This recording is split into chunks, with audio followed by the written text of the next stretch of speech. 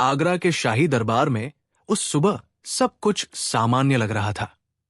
बादशाह अकबर अपने भव्य सिंहासन पर विराजमान थे और उनके नवरत्न अपनी अपनी जगहों पर बैठकर सल्तनत के मामलों पर चर्चा कर रहे थे।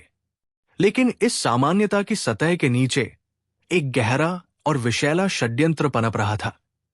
एक ऐसा षड्यंत्र जिसका निशाना कोई और नहीं बल्कि बादशाह के सबसे प्रिय और सबसे बुद्धिमान सलाहकार बीरबल थे।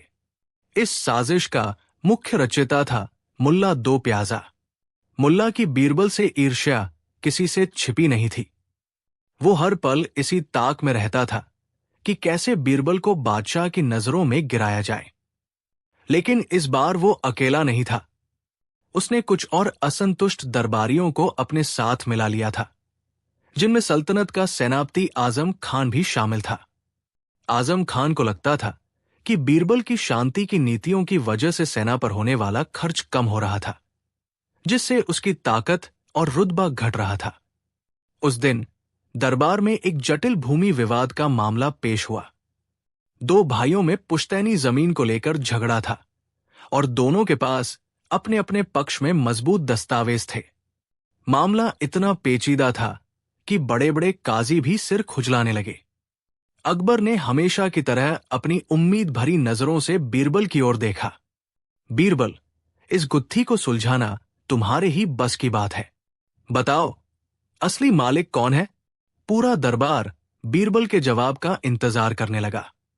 सब जानते थे कि बीरबल पलक झपकते ही दूध का दूध और पानी का पानी कर देंगे। लेकिन आज कुछ अजीब हुआ। बीरबल ने मामले के कागजात देखे, दोनों भाइयों से कुछ सवाल किए और फिर गहरी सोच में डूब गए। उनके माथे पर बल पड़ गए थे जो आमतौर पर नहीं दिखते थे। काफी देर तक खामोशी छाई रही। फिर बीरबल अपनी जगह से उठे और बोले, जहांपनाह, ये मामला जितना सीधा दिखता है उतना है नहीं। मुझे इसके सभी पहलुओं को समझने के लिए कुछ वक्त चाहिए। मैं कल इस पर अपना फैसला सुनाऊंगा। यह सुनकर दरबार में एक अजीब सी फुसफुसाहट फैल गई। बीरबल, और वक्त मांग रहे हैं? यह तो अनहोनी बात थी। मुल्ला दो प्याजा को मानो मुहमांगी मुराद मिल गई। उसने बड़ी विनम्रता का नाटक करते हुए कहा, हुजूर, बीरबल जी ठीक कह रहे हैं। उम्र का तकाजा है। अब दिमाग पहले की तरह तेज नहीं चलता। थोड़ा आराम और सोचने का वक्त तो लगता ही है। ये एक सीधा सीधा तंज था जो तीर की तरह अकबर के दिल में चुभा। उन्होंने मुल्ला को गुस्से से घूरा, लेकिन उनके मन में शक का एक छोटा सा बीज पड़ चुका था। उन्होंने कहा, ठीक है बीरबल, तुम कल तक का समय ले लो। दरबार खत्म होने के बाद मुल्ला ने अपने साथी षड्यंत्रकारियों को इकट्ठा किया। देखा तुमने, पहला वार निशाने पर लगा है। अब बादशाह भी सोचने लगे हैं। हमें बस इस आग में धीरे धीरे घी डालते रहना है। उन्होंने योजना बनाई। अब से वे जानबूझकर ऐसे ही जटिल और बनावटी मामले दरबार में लाएंगे जिन्हें सुलझाने में किसी को भी वक्त लगे। वे बीरबल को लगातार ऐसी परिस्थितियों में डालेंगे जहां उनकी बुद्धि धीमी या कमजोर लगे। उनका मकसद बीरबल को हराना नहीं था, बल्कि बादशाह को यह यकीन दिलाना था कि उनका सबसे तेज हीरा अब अपनी चमक खो चुका है। उस दिन के बाद से यह सिलसिला शुरू हो गया। कभी कोई व्यापारी ऐसा हिसाब लेकर आता जिसे सुलझाना नामुमकिन लगता, तो कभी कोई विदेशी दूत ऐसा सवाल पूछता जिसका जवाब घुमावदार होता। हर बार बीरबल तुरंत जवाब देने की बजाय वक्त मांगते। वो शांत और गंभीर रहते, मानो सचमुच किसी उलझन में हो। धीरे धीरे दरबारियों के बीच ये कानाफूसी आम हो गई। बीरबल अब पहले जैसे नहीं रहे। लगता है उम्र उन पर हावी हो रही है। बादशाह को अब किसी नए सलाहकार के बारे में सोचना चाहिए। ये जहर धीरे धीरे अकबर के कानों तक भी पहुंच रहा था और उनके दिल में बैठ रहा था। एक महीना गुजर गया। इस दौरान बीरबल ने हर मामले को सुलझाया तो जरूर, लेकिन हमेशा 1 या 2 दिन का वक्त लेकर। उनकी हाजिर जवाबी और तुरंत फैसला लेने की क्षमता जैसे कहीं खो गई थी। अकबर अब वाकई चिंतित रहने लगे। बीरबल सिर्फ उनके सलाहकार नहीं, बल्कि उनके सबसे करीबी दोस्त थे। वो बीरबल को इस तरह धीमा और खोया हुआ देखकर दुखी थे। एक शाम अकबर अपने निजी कक्ष में अकेले बैठे थे, तभी मुल्ला दो प्याजा वहां पहुंचा। आलम पनाह, गुस्ताखी माफ हो, लेकिन मैं आपकी चिंता देखकर खुद को रोक नहीं पाया। मुल्ला ने बड़ी हमदर्दी जताते हुए कहा। कहो मुल्ला, क्या बात है? अकबर ने पूछा। हुजूर, मैं देख रहा हूं कि बीरबल की तबीयत ठीक नहीं लगती। उनका दिमाग अब सल्तनत के भारी बोझ को उठाने के काबिल नहीं रहा। न्याय में देरी होना सल्तनत के लिए अच्छा संकेत नहीं है। लोग क्या कहेंगे कि बादशाह का सबसे खास वजीर ही अब फैसले लेने में इतना वक्त लगाता है। अकबर खामोश रहे। मुल्ला की बातें उन्हें कड़वी लग रही थी, लेकिन उनमें सच्चाई का अंश भी नजर आ रहा था। मुल्ला ने अपना अगला पासा फेंका। जहां पनाह, शायद उन्हें अब आराम की जरूरत है। क्यों ना आप उन्हें कुछ समय के लिए उनकी जिम्मेदारियों से मुक्त कर दें। उन्हें राजकीय सम्मान के साथ सेवानिवृत्त कर दिया जाए। उनकी जगह कोई नया, युवा और तेज दिमाग वाला सलाहकार। बस करो मुल्ला, अकबर गरज उठे। तुम्हारी हिम्मत कैसे हुई ये कहने की? बीरबल ने इस सल्तनत के लिए अपनी पूरी जिंदगी दी है। मैं उसे इस तरह नहीं निकाल सकता। मुल्ला डरने का नाटक करते हुए पीछे हट गया। माफी हुजूर, मेरा वो मतलब नहीं था। मैं तो बस सल्तनत की भलाई के बारे में सोच रहा था। मुल्ला के जाने के बाद अकबर गहरी सोच में डूब गए। क्या मुल्ला सच कह रहा था? क्या बीरबल सच में अपनी क्षमता खो चुके थे? उन्होंने फैसला किया कि वो खुद बीरबल की परीक्षा लेंगे। एक ऐसी परीक्षा जो ये साबित कर देगी कि सच क्या है। इस बीच बीरबल अपने घर पर शांत थे। वो जानते थे कि उनके खिलाफ क्या खेल खेला जा रहा है। उनके जासूसों ने उन्हें मुल्ला और आजम खान की हर मुलाकात की खबर दी थी। बीरबल ये भी समझ रहे थे कि उनके धीमेपन से बादशाह के मन में संदेह पैदा हो रहा है, लेकिन ये सब उनकी एक बड़ी योजना का हिस्सा था। वो एक एक करके इन खरपतवारों को नहीं उखाड़ना चाहते थे। वो इंतजार कर रहे थे कि ये सभी साजिशकर्ता एक साथ अपनी बिलों से बाहर निकले, ताकि वो एक ही बार में सबका फन कुचल सकें। वो जानबूझकर धीमा व्यवहार कर रहे थे, ताकि उनके दुश्मन अतिआत्म विश्वास में आकर कोई बड़ी गलती कर बैठें। अगले दिन दरबार लगा। अकबर के चेहरे पर एक अजीब सी गंभीरता थी। उन्होंने ऐलान किया, आज हम दरबार की बुद्धिमत्ता की एक बड़ी परीक्षा लेना चाहते हैं। हम देखना चाहते हैं कि हमारे सलाहकारों में कितना ज्ञान और विवेक बाकी है। सबकी नजरें बीरबल पर टिक गई। मुल्ला और उसके साथी समझ गए कि आज उनकी योजना कामयाब होने वाली है। अकबर ने कहा, हम अपने सबसे बुद्धिमान सलाहकार को एक काम सौंपना चाहते हैं। जो भी ये काम पूरा करेगा, उसे हम सल्तनत का सबसे बड़ा ज्ञानी मानेंगे, और जो नहीं कर पाएगा, उसे हम समझेंगे कि अब उसे आराम की जरूरत है। ये सीधा सीधा बीरबल के लिए एक अल्टीमेटम था। अकबर ने अपनी चुनौती पेश की। हमें 3 ऐसी चीजें चाहिए जो इस दुनिया में मिलना लगभग नामुमकिन है। दरबार में सन्नाटा छा गया। पहली चीज, अकबर ने अपनी उंगली उठाई, हमें ईश्वर का भेजा हुआ एक पत्र चाहिए। यह सुनकर सबके होश उड़ गए। भगवान का पत्र? यह कैसे संभव था? दूसरी चीज, हमें 100 गज लंबा झूठ चाहिए। यह भी एक अजीब मांग थी। झूठ को भला कोई कैसे नाप सकता था? और तीसरी और आखिरी चीज, अकबर ने अपनी आवाज को और भारी करते हुए कहा, एक ऐसी चीज जो सच भी हो और झूठ भी। चुनौती सामने थी।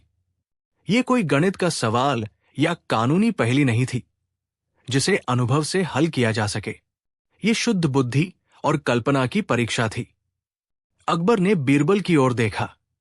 बीरबल, क्या तुम ये चुनौती स्वीकार करते हो?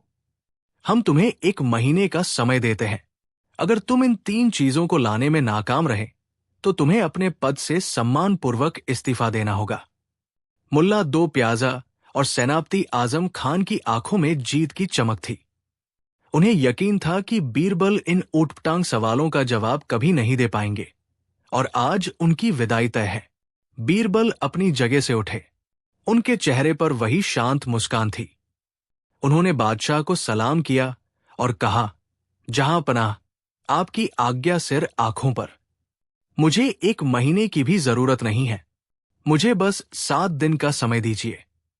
8वें दिन मैं ये तीनों चीजें लेकर आपके दरबार में हाजिर हो जाऊंगा। ये सुनकर षड्यंत्रकारियों की खुशी का ठिकाना न रहा। 7 दिन बीरबल ने तो खुद ही अपनी कब्र खोद ली थी। अकबर भी हैरान थे, लेकिन उन्होंने इजाजत दे दी। बीरबल दरबार से चले गए। उनके जाने के बाद दरबार में खुसर फुसर शुरू हो गई। अब बीरबल का खेल खत्म। 7 दिन में वो क्या कर लेगा? लगता है उसने हार मान ली है। अगले 7 दिनों तक बीरबल दरबार में नहीं आए। वो अपने घर पर ही रहे। शहर में ये खबर फैल गई कि बीरबल बादशाह की असंभव चुनौती से घबरा गए हैं और शायद शहर छोड़कर भागने की तैयारी में है। मुल्ला और उसके साथी जश्न मनाने लगे। वे नए सलाहकार के पद के लिए अपने अपने सपने बुनने लगे। 8वां दिन आ गया। दरबार खचाखच भरा हुआ था। हर कोई ये देखने आया था कि बीरबल अपनी हार कैसे स्वीकार करते हैं। बादशाह अकबर अपने सिंहासन पर उदास बैठे थे।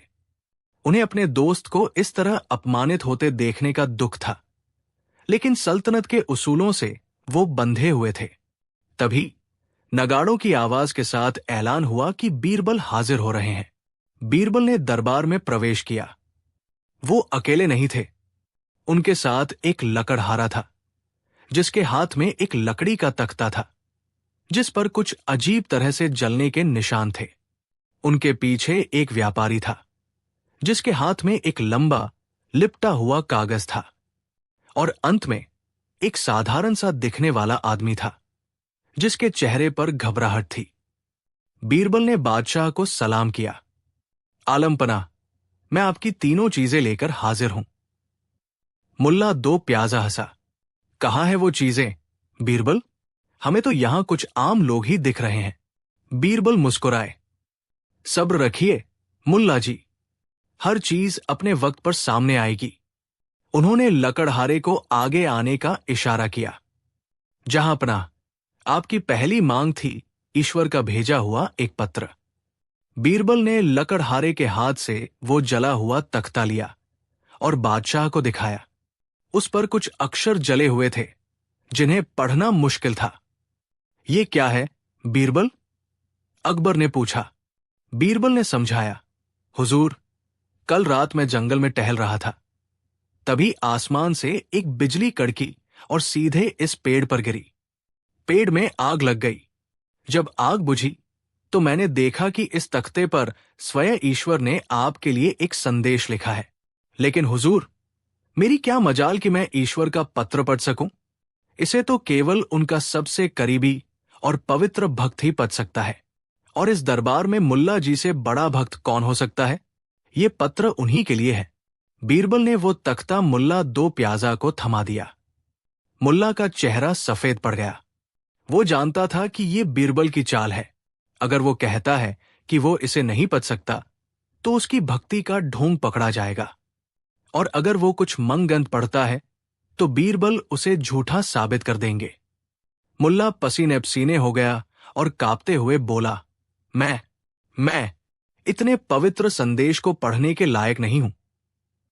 बीरबल ने कहा, देखा हुजूर, जब ईश्वर का सबसे बड़ा भक्त ही इसे पढ़ने से डर रहा है, तो ये जरूर ईश्वर का ही पत्र होगा। अकबर बीरबल की चतुराई पर मुस्कुराए बिना न रह सके। अब आपकी दूसरी मांग। बीरबल ने उस व्यापारी को आगे बुलाया। आपने 100 गज लंबा झूठ मांगा था। व्यापारी ने अपने हाथ में पकड़े लंबे कागज को खोलना शुरू किया। वो उसे खोलता गया। कागज इतना लंबा था कि पूरे दरबार में फैल गया। ये क्या है? अकबर ने पूछा। बीरबल बोले, जहां पनाह, ये एक अर्जी है। इसमें हमारे कुछ महान दरबारियों ने अपनी वंशावली लिखी है। उन्होंने लिखा है कि उनके परदादा आपके परदादा हुमायूं के साथ घोड़े पर बैठकर लड़े थे। उनके दादा ने आपके दादा बाबर को युद्ध की रणनीति सिखाई थी, और उनके पिता ने तो आपको बचपन में गोद में भी खिलाया है। ये झूठ इतना लंबा है कि मैंने नापा तो ये पूरे 100 गज का निकला। ये सुनते ही दरबार में बैठे कई चापलूस दरबारियों के चेहरे शर्म से लाल हो गए, जो अक्सर बादशाह को खुश करने के लिए ऐसी ही झूठी कहानियां सुनाया करते थे। सेनापति आजम खान भी उनमें से एक था। अकबर अपनी हंसी नहीं रोक पाए। उन्होंने उस कागज को देखा और कहा, मान गए बीरबल, इससे लंबा और मजेदार झूठ हमने आज तक नहीं सुना। अब बची थी तीसरी और सबसे मुश्किल चीज। बीरबल ने उस घबराए हुए आदमी को आगे किया, और हुजूर, आपकी तीसरी मांग थी एक ऐसी चीज जो सच भी हो और झूठ भी। ये आदमी आपकी इस मांग को पूरा करेगा, बीरबल ने कहा।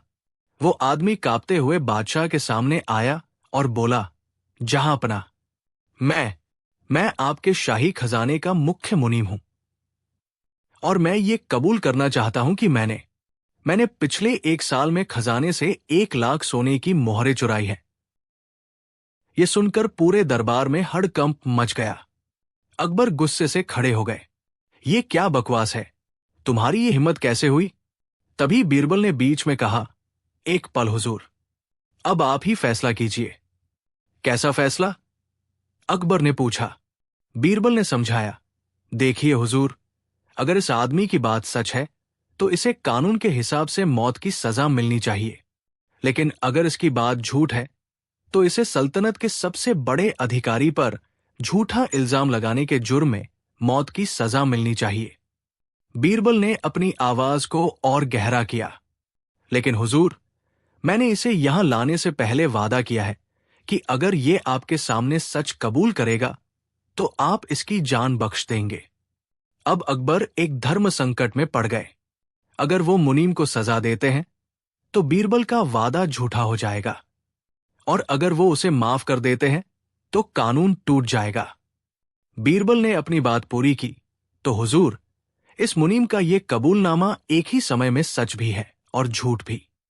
ये सच है क्योंकि इसने चोरी की है, लेकिन ये झूठ भी है क्योंकि इसे सजा नहीं मिल सकती, क्योंकि आपका वचन बीच में है। ये एक ऐसा सच है जिस पर अमल नहीं हो सकता, और एक ऐसा झूठ है जो असल में हुआ है। बीरबल ने अपनी नजरें घुमाई और सीधे मुल्ला दो प्याजा और सेनापति आजम खान की आंखों में देखा, ठीक उसी तरह जैसे ये बात एक ही समय में सच और झूठ है कि बीरबल अब पहले जैसा बुद्धिमान नहीं रहा। ये झूठ है क्योंकि मेरी बुद्धि वैसी ही है, लेकिन ये सच भी है क्योंकि पिछले 1 महीने से आप सबने मिलकर जहांपनाह को इस झूठ पर यकीन करवा दिया था। ये सुनते ही मुल्ला और उसके साथियों के पैरों तले जमीन खिसक गई। बीरबल ने सिर्फ पहेलियां नहीं सुलझाई थी, बल्कि हर पहेली के जवाब में उनकी साजिश का पर्दाफाश कर दिया था। बीरबल ने बादशाह के सामने झुककर कहा, जहांपनाह, मैं पिछले 1 महीने से जानबूझकर धीमा बना हुआ था। मैं बस ये देखना चाहता था कि आपकी सल्तनत की जड़ों को कौन कौन दीमक की तरह खोखला कर रहा है। मैंने इन साजिशकर्ताओं को मौका दिया कि वे अपनी पूरी योजना बना लें, ताकि आज मैं उन सबको एक साथ आपके सामने बेनकाब कर सकूं। अकबर की आंखों में अपने दोस्त के लिए सम्मान और प्यार का सागर उमड़ पड़ा। उन्हें अपनी गलती का एहसास हुआ कि उन्होंने बीरबल पर शक किया। उनका गुस्सा अब उन षड्यंत्रकारियों की ओर मुड़ गया। उन्होंने सैनिकों को आदेश दिया, गिरफ्तार कर लो इन गद्दारों को। मुल्ला दो प्याजा, आजम खान और इनके सभी साथियों को कालकोठरी में डाल दिया जाए। साजिशकर्ताओं को घसीटकर दरबार से बाहर ले जाया गया। अकबर अपने सिंहासन से उतरे, बीरबल के पास आए और उन्हें गले लगा लिया। हमें माफ कर दो बीरबल, हम इन चापलूसों की बातों में आकर तुम पर शक करने लगे थे। आज तुमने एक बार फिर साबित कर दिया कि तुमसे ज्यादा बुद्धिमान और वफादार इस पूरी सल्तनत में कोई नहीं है। बीरबल ने मुस्कुराते हुए कहा, जहांपनाह, सोने को अपनी चमक साबित करने के लिए कभी कभी कसौटी पर खरा उतरना ही पड़ता है। उस दिन के बाद किसी ने कभी बीरबल की बुद्धि पर सवाल उठाने की हिम्मत नहीं की, और ये कहानी हमेशा के लिए इस बात का सबूत बन गई कि असली बुद्धि सिर्फ पहेलियां सुलझाना नहीं, बल्कि इंसानी फितरत के गहरे षड्यंत्रों को समझना और उन्हें जड़ से उखाड़ फेंकना है। कहानी 2। आज की कहानी एक ऐसे व्यापारी की है जिसके पास धन दौलत की कोई कमी नहीं थी। उसके खजाने सोने चांदी से भरे हुए थे, लेकिन उसका दिल एक सूखे हुए कुएं की तरह खाली और संकीर्ण था। वो इतना बड़ा कंजूस था कि लोग उसे चमड़ी जाए पर दमड़ी न जाए वाली कहावत का जीता जागता सबूत मानते थे। उसने अपनी चालाकी से एक गरीब कवि को ठगने की कोशिश की, लेकिन वो भूल गया कि जिस राज्य में बीरबल जैसा न्यायप्रिय मंत्री हो, वहां अन्याय की दाल नहीं गल सकती। तो चलिए चलते हैं मुगलिया सल्तनत के आगरा शहर में और देखते हैं कि कैसे बीरबल ने उस कंजूस व्यापारी के होश ठिकाने लगाए। आगरा के सबसे व्यस्त बाजार के बीचों बीच एक बहुत बड़ी हवेली थी।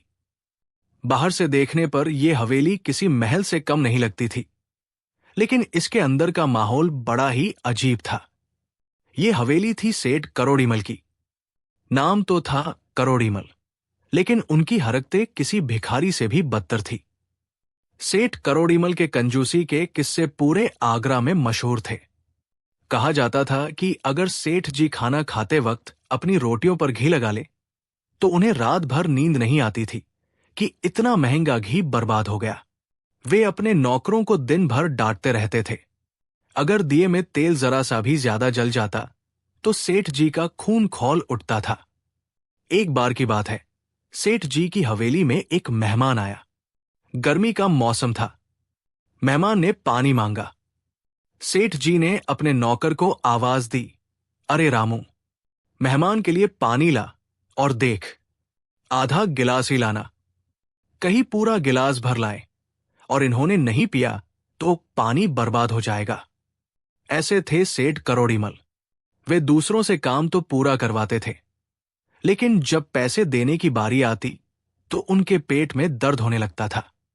वे तरह तरह के बहाने बनाते, हिसाब में गड़बड़ी करते और किसी न किसी तरह सामने वाले के पैसे काट लेते।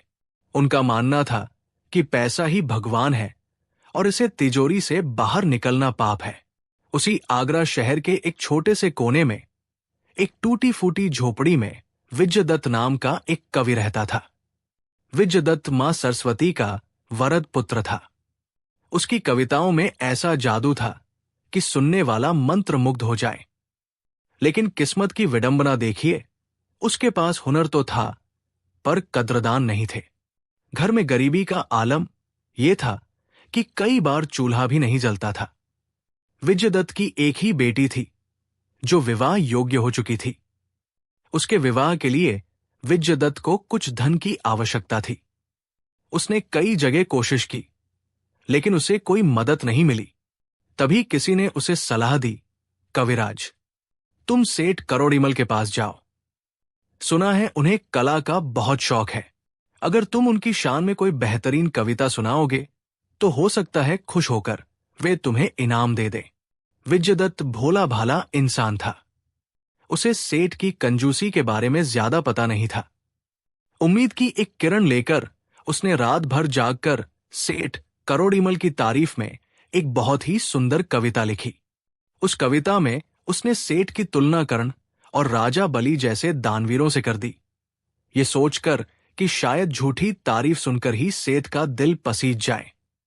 अगली सुबह विजयदत्त अपनी फटी पुरानी धोती को ठीक करता हुआ सेठ करोड़ीमल की हवेली पहुंचा। सेठ करोड़ीमल उस वक्त अपनी गद्दी पर बैठे बही खाता देख रहे थे और मक्खियां उड़ा रहे थे। विजयदत्त ने डरते डरते प्रवेश किया और प्रणाम किया। प्रणाम सेठ जी, मैं एक तुच्छ कवि हूं। आपकी कीर्ति सुनकर आया हूं। मैंने आपकी शान में कुछ पंक्तियां लिखी हैं, अगर आपकी आज्ञा हो तो सुनाऊं। सेठ करोड़ीमल को मुफ्त का मनोरंजन बहुत पसंद था। उन्होंने सोचा, अरे वाह, बैठे बिठाए अपना गुणगान सुनने को मिल रहा है, इसमें मेरा क्या जाता है। सेठ ने मूंछों पर ताव देते हुए कहा, सुनाओ कविराज, देखे तुम्हारी कलम में कितना दम है। विजयदत्त ने अपनी कविता शुरू की। उसने शब्दों का ऐसा जाल बुना कि सेठ करोड़ीमल, जो असलियत में एक मक्खी चूस थे, उन्हें उस कविता में दुनिया का सबसे महान दानी बताया गया। कविता में उपमाओं और अलंकारों की बारिश कर दी गई। सेठ करोड़ीमल सुनते सुनते झूमने लगे। उन्हें अपनी झूठी तारीफ सुनने में इतना मजा आ रहा था कि वे भूल गए कि सामने वाला इनाम की उम्मीद में है। जब कविता खत्म हुई तो सेठ ने गदगद होकर कहा, वाह वाह, अद्भुत कविराज, तुमने तो आज मेरा दिल जीत लिया।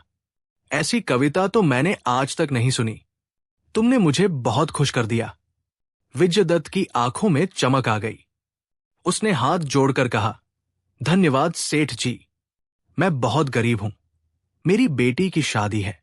अगर आप मुझे कुछ इनाम दे देते तो आपका बड़ा उपकार होता। सेठ करोड़ीमल, जो अब तक तारीफ के नशे में थे, अचानक इनाम शब्द सुनते ही चौकन्ने हो गए। उनकी कंजूसी जाग उठी, लेकिन वे बहुत धूर्त थे। उन्होंने तुरंत एक चाल चली। सेठ ने मुस्कुराते हुए कहा, कविराज, तुम्हारी कविता अनमोल है। इसके बदले मैं तुम्हें अशर्फियों, सोने के सिक्के से भरी एक थैली दूंगा। तुम कल सुबह आना और अपना इनाम ले जाना। विजयदत्त की खुशी का ठिकाना न रहा। उसे लगा जैसे उसकी सारी मुश्किलें हल हो गई। वो सेठ को बार बार धन्यवाद देता हुआ खुशी खुशी अपने घर लौट गया। उसने अपनी पत्नी और बेटी को बताया कि कल उन्हें सोने के सिक्के मिलने वाले हैं। उस रात उनके घर में खुशी का माहौल था। हालांकि उन्होंने खाना तो रूखा सूखा ही खाया था, लेकिन सपनों में वे दावत उड़ा रहे थे। अगली सुबह सूरज की पहली किरण के साथ ही विजयदत्त सेठ करोड़ीमल की हवेली पहुंच गया। उसके चेहरे पर उम्मीद की मुस्कान थी। सेठ करोड़ीमल अपनी दुकान पर बैठे थे। विजयदत्त ने जाकर प्रणाम किया। सेठ जी, मैं आ गया। आपने कल जो वचन दिया था। सेठ करोड़ीमल ने ऐसे देखा जैसे वे विजयदत्त को पहचानते ही न हो। कौन सा वचन? और तुम कौन हो भाई? विजयदत्त का दिल धक से रह गया। वो घबराकर बोला, सेठ जी, मैं विजयदत्त। कल मैंने आपको कविता सुनाई थी और आपने खुश होकर मुझे अशर्फियों की थैली देने का वादा किया था। सेठ करोड़ीमल जोर से हंसे। उनकी हंसी में एक क्रूरता थी। उन्होंने कहा, ओह, तो तुम वो कवि हो? अरे भोले आदमी, एक बात बताओ, तुमने मुझे कविता सुनाई, उससे मुझे क्या मिला? विजयदत्त ने कहा, आपको खुशी मिली, आपको आनंद आया। सेठ ने मेज पर हाथ मारा और कहा, बिल्कुल सही। तुमने मुझे अच्छे शब्द सुनाए, जिससे मेरे कानों को सुख मिला और मैं खुश हुआ। बदले में मैंने तुम्हें अशर्फियों की थैली देने का वादा किया, जिससे तुम्हारे कानों को सुख मिला और तुम खुश हुए। तुमने मुझे खुश किया, मैंने तुम्हें खुश किया, हिसाब बराबर। अब किस बात का इनाम? विजयदत्त सन्न रह गया। उसे अपने कानों पर विश्वास नहीं हो रहा था। उसने गिड़गिड़ाते हुए कहा, सेठ जी, ये आप क्या कह रहे हैं? मेरे शब्दों से आपको सिर्फ मानसिक खुशी मिली, लेकिन आपके वादे से मेरे घर का चूल्हा जलेगा, मेरी बेटी की शादी होगी। आपने वचन दिया था। सेठ ने डांटते हुए कहा, अरे भाग यहां से। कैसा वचन? जैसे तुम्हारे शब्द हवा में गायब हो गए, वैसे ही मेरा वादा भी हवा में था। मैंने तुम्हें कुछ लिखित में थोड़ी दिया था। निकल जाओ मेरी दुकान से, वरना धक्के मारकर बाहर निकाल दूंगा। बेचारा विजयदत्त रोता बिलखता वहां से निकला। उसे लगा जैसे दुनिया से इंसानियत खत्म हो गई है। वो निराश होकर आत्महत्या करने का सोचने लगा। लेकिन फिर उसे बादशाह अकबर के दरबार की याद आई। उसने सुना था कि बादशाह के दरबार में बीरबल जैसा मंत्री है, जो दूध का दूध और पानी का पानी कर देता है। अगले दिन विजयदत्त बादशाह अकबर के दरबार में पेश हुआ। उसकी हालत देखकर ही लग रहा था कि वो बहुत दुखी है। उसने रोते हुए अपनी पूरी कहानी बादशाह को सुनाई। जहांपनाह, उस व्यापारी ने मेरे साथ धोखा किया है। उसने मुझसे काम, कविता ले लिया और जब दाम देने की बारी आई तो अपनी बातों से मुकर गया। उसने मेरे विश्वास का कत्ल किया है। अकबर को यह सुनकर बहुत गुस्सा आया। उन्होंने तुरंत सैनिकों को भेजकर सेठ करोड़ीमल को दरबार में हाजिर होने का हुक्म दिया। कुछ ही देर में सेठ करोड़ीमल दरबार में आया। वो बिल्कुल भी डरा हुआ नहीं था, क्योंकि उसने अपने बचाव के लिए तर्क तैयार कर रखा था। अकबर ने कड़क आवाज में पूछा, सेठ करोड़ीमल, क्या यह सच है कि तुमने इस गरीब कवि को इनाम का लालच देकर कविता सुनी और फिर इनाम देने से मना कर दिया? सेठ ने बहुत ही विनम्रता का नाटक करते हुए कहा, जहांपनाह, मैं तो एक सच्चा व्यापारी हूं। ये कवि झूठ नहीं बोल रहा, लेकिन ये पूरी बात नहीं समझ पाया। सौदा तो बराबरी का हुआ था। अकबर ने पूछा, बराबरी का कैसे?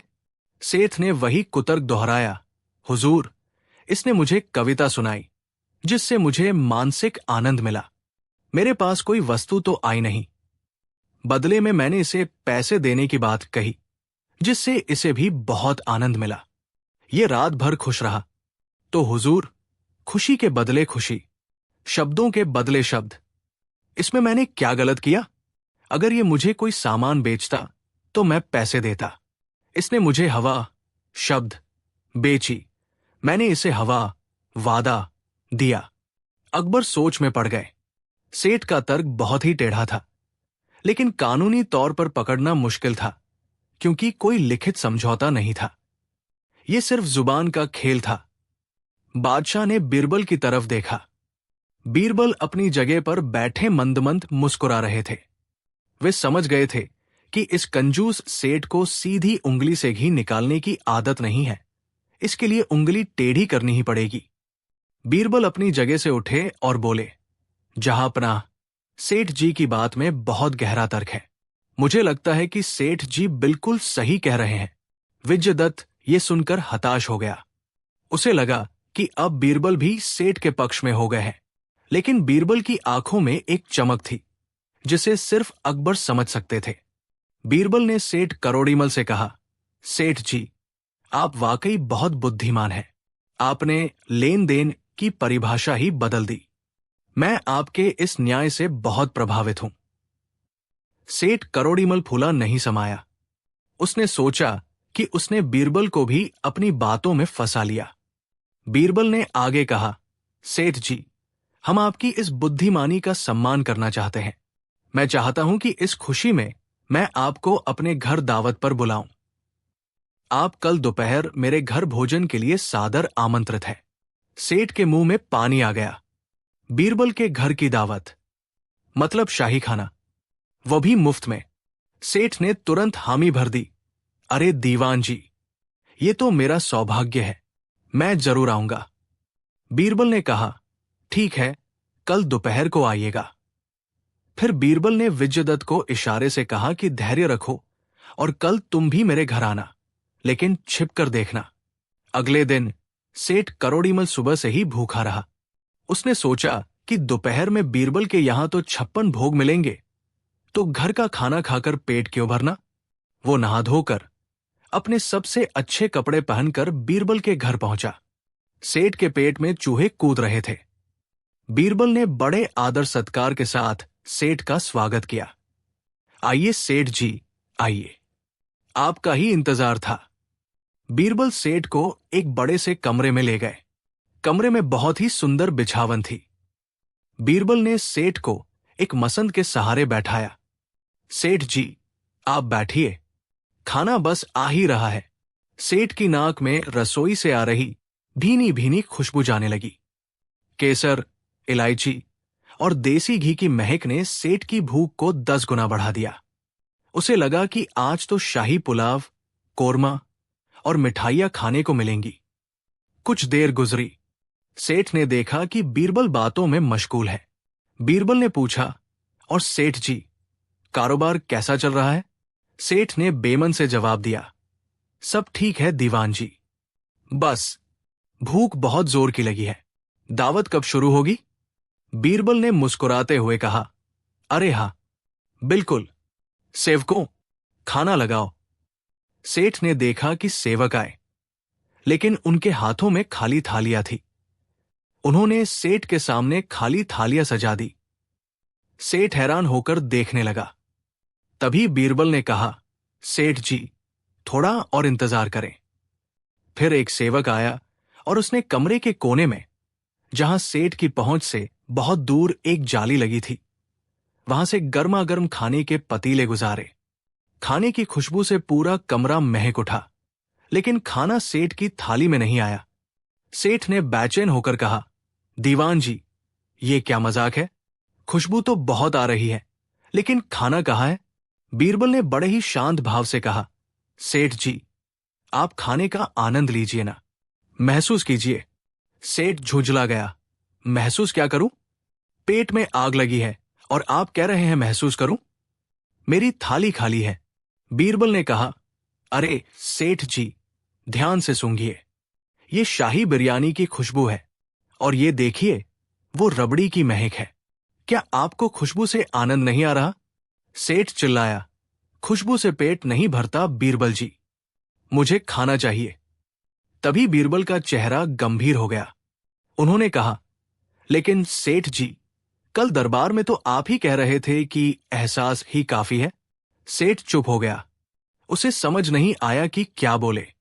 बीरबल ने अपनी बात जारी रखी, आपने कहा था कि कवि ने आपको कविता सुनाई, आपको मजा आया। आपने उसे पैसे देने का वादा किया, उसे मजा आया। हिसाब बराबर। ठीक उसी तरह मैंने आपको खाने की खुशबू सुंघाई, आपको मजा आया। आपने उस मजे को लिया, तो मेरा खाना खिलाने का वादा पूरा हुआ। खुशबू लीजिए और पेट भरा हुआ मान लीजिए। हिसाब बराबर। सेठ करोड़ीमल को काटो तो खून नहीं। उसे अपनी गलती का एहसास हो गया। वो समझ गया कि बीरबल ने उसे उसी के जाल में फंसाया है। भूख से बिलबिलाते सेठ को अब आटे दाल का भाव समझ आ रहा था। वो शर्म से लाल हो गया। उसने हाथ जोड़ते हुए कहा, दीवान जी, मुझे माफ कर दीजिए। मैं अपनी गलती समझ गया। मेरी अक्ल पर पत्थर पड़ गए थे। आप जैसा कहें, मैं वैसा करने को तैयार हूं। बस मुझे खाना खिला दीजिए और इस अपमान से मुक्त कीजिए। तभी बीरबल ने ताली बजाई। पर्दे के पीछे से विजयदत्त बाहर आया। बीरबल ने सेठ से कहा, सेठ जी, खुशबू से पेट नहीं भरता, ये बात आप समझ गए। ठीक उसी तरह सिर्फ वाह वाह करने और झूठे वादे करने से इस कवि के घर का चूल्हा नहीं जलता। शब्दों का भी मोल होता है, कला का भी सम्मान होता है। सेठ करोड़ीमल ने शर्मिंदा होकर अपना सिर झुका लिया। उसने अपनी जेब से तुरंत 100 सोने की अशर्फियां निकाली। सेठ ने विजयदत्त के हाथ में थैली रखते हुए कहा, कविराज, मुझे क्षमा कर दो। मैंने तुम्हारे परिश्रम और कला का अपमान किया। ये रहा तुम्हारा इनाम, और ये कुछ और सिक्के मेरी तरफ से प्रायश्चित के रूप में। विजयदत्त की आंखों में खुशी के आंसू आ गए। उसने बीरबल की तरफ कृतज्ञता से देखा। बीरबल ने मुस्कुराते हुए कहा, अब हुई न बात। सेवक, अब असली खाना लगाओ। इसके बाद सेवकों ने असली शाही भोजन परोसा। सेठ करोड़ीमल ने खाना खाया, लेकिन आज उसे खाने के स्वाद से ज्यादा न्याय का स्वाद याद रहने वाला था। अगले दिन दरबार में जब ये बात बादशाह अकबर को पता चली, तो वे बहुत हंसे। उन्होंने बीरबल की पीठ थपथपाते हुए कहा, बीरबल, वाकई लोहे को लोहा ही काटता है। तुमने उस कंजूस को ऐसा सबक सिखाया है कि अब वो जीवन भर किसी की मेहनत का पैसा नहीं मारेगा। अकबर ने विजयदत्त को भी शाही दरबार का कवि नियुक्त कर लिया, जिससे उसकी गरीबी हमेशा के लिए दूर हो गई। और रही बात सेठ करोड़ीमल की, कहते हैं कि उस दिन के बाद से सेठ जी ने अपनी कंजूसी थोड़ी कम कर दी और कभी किसी कलाकार को खाली हाथ नहीं लौटाया। तो दोस्तों, ये थी बीरबल की चतुराई की एक और शानदार कहानी। इस कहानी से हमें 2 बड़ी सीख मिलती है। पहला, कभी भी किसी की कला या मेहनत का फायदा उठाकर उसे धोखा नहीं देना चाहिए। जो इंसान दूसरों का हक मारता है, उसे देर सवेर उसका भुगतान करना ही पड़ता है। दूसरा, बीरबल ने सिखाया कि जो व्यक्ति टेढ़े तर्क देता है, उसे सीधा करने के लिए उसी की भाषा में जवाब देना जरूरी होता है। जैसे को तैसा नीति कभी कभी अन्याय को खत्म करने का सबसे अच्छा हथियार होती है। कहानी 3। ये उन दिनों की बात है जब मुगल सल्तनत अपने चरम पर थी। बादशाह अकबर का खजाना सोने चांदी, हीरे जवाहरात और दुनिया भर की नायाब चीजों से भरा हुआ था। उनकी सेना लाखों में थी और उनका हुक्म पूरब से लेकर पश्चिम तक चलता था। दरबार में रोज ही खुशामद करने वाले लोग बादशाह की तारीफ में कसीदे पढ़ते रहते थे। कोई उन्हें जिलिलाही कहता तो कोई दुनिया का मालिक। धीरे धीरे इन तारीफों ने बादशाह के मन में अहंकार का एक बीज बो दिया। एक दिन दरबार लगा हुआ था। बादशाह अकबर अपने तख्ते ताउस पर विराजमान थे। तभी एक दरबारी, जो बादशाह को खुश करने में सबसे आगे रहता था, आगे बढ़ा और झुककर सलाम करते हुए बोला, जहांपना, आप महान हैं। आपकी दयालुता की कोई सीमा नहीं है। आज पूरे हिंदुस्तान की प्रजा अगर पेट भर खाना खा रही है तो वो सिर्फ आपके रहमो कर्म की वजह से है। अगर आप न हो तो ये अवाम भूखी मर जाएगी। बादशाह अकबर ने अपनी मूंछों पर ताव दिया। उन्हें ये बात सुनकर बहुत अच्छा लगा। उन्होंने गर्व से सीना चौड़ा करते हुए कहा, तुम सच कहते हो। मुझे भी अक्सर लगता है कि मेरे ऊपर बहुत बड़ी जिम्मेदारी है। मैं अपने खजाने का मुंह खुला रखता हूं ताकि किसी को कोई कमी न हो। ये मेरी ही ताकत है जिससे हर घर में चूल्हा जल रहा है। दरबार के बाकी मंत्रियों ने भी सुर में सुर मिलाया, बिल्कुल सही हुजूर, आप ही इस धरती पर अन्नदाता है। लेकिन इन सब के बीच बीरबल चुपचाप अपनी जगह पर बैठे मुस्कुरा रहे थे। वे न तो हाँ कह रहे थे और न ही ना। बादशाह की नजर बीरबल पर पड़ी। बीरबल की खामोशी अकबर को चुभ गई। अकबर ने अपनी भ्रिकुटी तानते हुए पूछा, बीरबल, तुम चुप क्यों हो? क्या तुम्हें हमारे अन्नदाता होने पर शक है? क्या तुम्हें लगता है कि हम अपनी प्रजा का पेट नहीं भर रहे? बीरबल अपनी जगह से उठे, अदब से सलाम किया और विनम्रता से बोले, गुस्ताखी माफ हो जहांपना, लेकिन मैं इन दरबारियों की बात से सहमत नहीं हूं। दरबार में सन्नाटा छा गया। बादशाह का चेहरा गुस्से से लाल होने लगा। उन्होंने कड़कती आवाज में पूछा, क्या मतलब है तुम्हारा? बीरबल ने शांत भाव से उत्तर दिया, महाराज, इंसान चाहे कितना भी बड़ा बादशाह क्यों न बन जाए, वो सिर्फ एक माध्यम होता है। असली पालनहार, असली अन्नदाता तो ऊपर वाला है। वही ईश्वर है जो चींटी से लेकर हाथी तक सबका पेट भरता है। आप तो बस एक जरिया है। अगर आप नहीं भी होंगे तो भी दुनिया चलेगी और लोगों को दाना पानी मिलेगा, क्योंकि ये व्यवस्था उस परमात्मा की है, किसी इंसान की नहीं। ये बात सुनकर अकबर का अहंकार पूरी तरह जाग उठा। भरे दरबार में बीरबल ने उनके पालनहार होने के दावे को खारिज कर दिया था। अकबर ने गुस्से में कहा, बीरबल, तुम अपनी सीमाओं को लांघ रहे हो। तुम्हें लगता है कि मेरे बिना भी ये लोग जी सकते हैं? ठीक है, मैं तुम्हें साबित करके दिखाऊंगा कि मैं ही सबका पेट भरता हूं। बीरबल ने मुस्कुराते हुए कहा, महाराज, सत्य को साबित करने की जरूरत नहीं होती। वो सूरज की तरह खुद चमकता है। लेकिन अगर आप परीक्षा लेना ही चाहते हैं तो शौक से लें। अकबर ने उसी वक्त ऐलान कर दिया, कल से शाही खजाने के दरवाजे पूरी तरह खोल दिए जाएं। शहर में घोषणा करवा दो कि अगले एक हफ्ते तक आगरा और फतेहपुर सीकरी का हर इंसान, चाहे वो अमीर हो या गरीब, शाही लंगर में खाना खाएगा, और जिसे धन दौलत चाहिए वो आकर ले जाए। मैं देखूंगा कि मेरे अलावा कौन इनकी मदद करता है। बीरबल ने सिर झुकाकर कहा, जैसी आपकी मर्जी, जहांपना, लेकिन मुझे कुछ दिनों की छुट्टी चाहिए। मैं तीर्थ यात्रा पर जाना चाहता हूं। अकबर ने ताना मारते हुए कहा, जाओ जाओ। वैसे भी जब तुम वापस आओगे तो देखोगे कि मेरी प्रजा मेरे ही गुणगान कर रही है। बीरबल दरबार से चले गए, लेकिन वे तीर्थ यात्रा पर नहीं गए। उन्होंने एक योजना बनाई थी। वे जानते थे कि बादशाह को समझाने के लिए बातों की नहीं, बल्कि एक अनुभव की जरूरत है। अगले दिन से शहर में जश्न का माहौल था। शाही रसोइये दिन रात खाना बना रहे थे। बड़े बड़े पतीलों में बिरयानी, कोरमा और तरह तरह के पकवान बन रहे थे। खजांची बोरियों में भरकर सिक्के बांट रहे थे। बादशाह अकबर अपने महल की बालकनी से ये सब देख रहे थे और उनका सीना गर्व से फूल रहा था। वे मन ही मन सोच रहे थे, देखो बीरबल, कैसे हजारों लोग मेरी वजह से जी रहे हैं। 4-5 दिन बीत गए। बादशाह का अहंकार 7वें आसमान पर था। वे रोज शाम को अपने मंत्रियों के साथ शहर का दौरा करते और देखते कि लोग उनकी जय जयकार कर रहे हैं।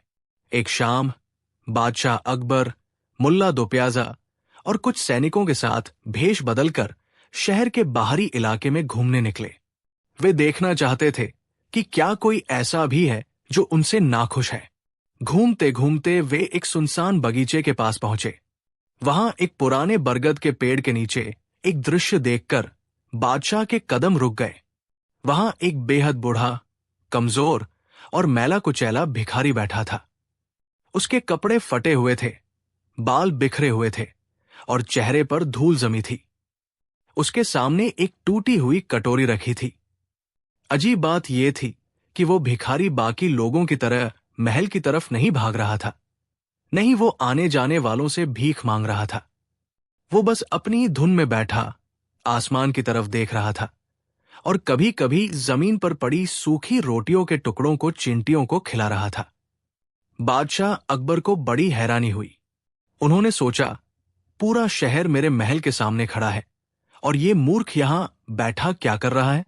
इसे पता नहीं कि बादशाह खजाना लुटा रहे हैं। अकबर उस भिखारी के पास गए और अपनी भारी आवाज में बोले, बड़े मियां, क्या तुम इस शहर में नए हो? भिखारी ने धीरे से अपनी गर्दन घुमाई। उसकी आंखें बूढ़ी थी, लेकिन उनमें एक अजीब सी चमक थी। उसने कांपती आवाज में कहा, नहीं बेटा, मैं तो बरसों से यही हूं। क्यों, क्या हुआ? अकबर ने कहा, तुम्हें पता नहीं कि बादशाह अकबर ने अपना खजाना खोल दिया है? वहां लोगों को मुट्ठी भर भर के अशर्फियां मिल रही है, भरपेट खाना मिल रहा है। तुम यहां इस धूल में क्यों पड़े हो? जाओ, जाकर बादशाह से मांग लो, तुम्हारी गरीबी दूर हो जाएगी।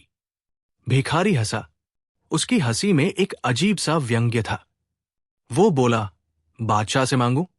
अरे बेटा, जो खुद भिखारी हो उससे क्या मांगना? ये सुनते ही अकबर को जैसे करंट लगा।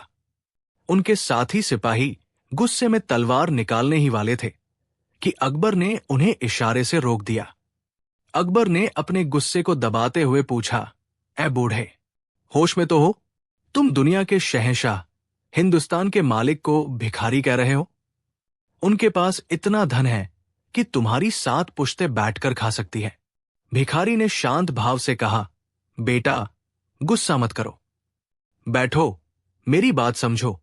मैंने सुना है बादशाह के पास बहुत धन है, लेकिन क्या वो धन उसका अपना है? अकबर ने गर्व से कहा, बेशक, उन्होंने अपनी ताकत से इसे कमाया है। भिखारी ने सिर हिलाया और कहा, गलत। या तो वो धन उसे उसके बाप दादा से मिला या उसने प्रजा से कर के रूप में लिया। तो जो चीज किसी और से ली गई हो वो अपनी कैसे हुई? और जो खुद दूसरों, प्रजा के दिए हुए टुकड़ों पर पलता हो वो सबसे बड़ा भिखारी नहीं तो और क्या है? अकबर अवाक रह गए। ये तर्क इतना तीखा था कि उनके पास जवाब नहीं था, लेकिन उनका अहंकार अभी भी नहीं टूटा था। उन्होंने कहा, चलो, मान लिया धन प्रजा का है, लेकिन वो खाना तो खिला रहे हैं, वो अन्नदाता तो है। भिखारी ने जमीन से एक सूखा पत्ता उठाया और उसे हवा में उड़ाते हुए बोला, अन्नदाता? अरे मूर्ख, अन्नदाता तो वो है जो बीज में जान डालता है। बादशाह तो सिर्फ गोदाम का चौकीदार है। अगर कल ऊपर वाला बारिश रोक दे, जमीन बंजर कर दे, तो तुम्हारा बादशाह क्या सोना चांदी पकाकर खाएगा? क्या उसकी हुकूमत एक दाना भी पैदा कर सकती है बिना कुदरत की मर्जी के? अकबर के माथे पर पसीना आ गया। ये भिखारी कोई साधारण आदमी नहीं लग रहा था। उसकी बातें सीधी दिल पर चोट कर रही थी। अकबर ने चुनौती देते हुए कहा, बाबा, तुम तो बहुत ज्ञान बघारते हो। अगर तुम्हें बादशाह से कुछ नहीं चाहिए तो बताओ तुम्हें क्या चाहिए? मैं तुम्हारी कोई भी मुराद पूरी कर सकता हूं। मैं बादशाह का बहुत खास हूं। भिखारी ने अकबर की आंखों में झांका और कहा, तुम मेरी मुराद पूरी करोगे? सोच लो, वादे से फिरना मत। अकबर ने तैश में आकर कहा, मैं जुबान देता हूं। मांगो, क्या मांगते हो? हीरे, मोती, महल, जागीर? भिखारी ने अपनी टूटी हुई कटोरी आगे की और बोला, मुझे धन दौलत नहीं चाहिए। बस मेरी 3 छोटी सी इच्छाएं हैं। अगर तुम या तुम्हारा बादशाह उन्हें पूरी कर दे तो मैं मान लूंगा कि वो वाकई ताकतवर है। अकबर ने कहा, बोलो। भिखारी ने पहली शर्त रखी, मेरी पहली इच्छा यह है कि तुम अभी इसी वक्त मेरी उम्र को 10 साल कम कर दो। मुझे मेरी जवानी लौटा दो। अकबर हक्के बक्के रह गए। उन्होंने कहा, यह कैसे मुमकिन है? बीता हुआ वक्त तो खुदा भी वापस नहीं करता।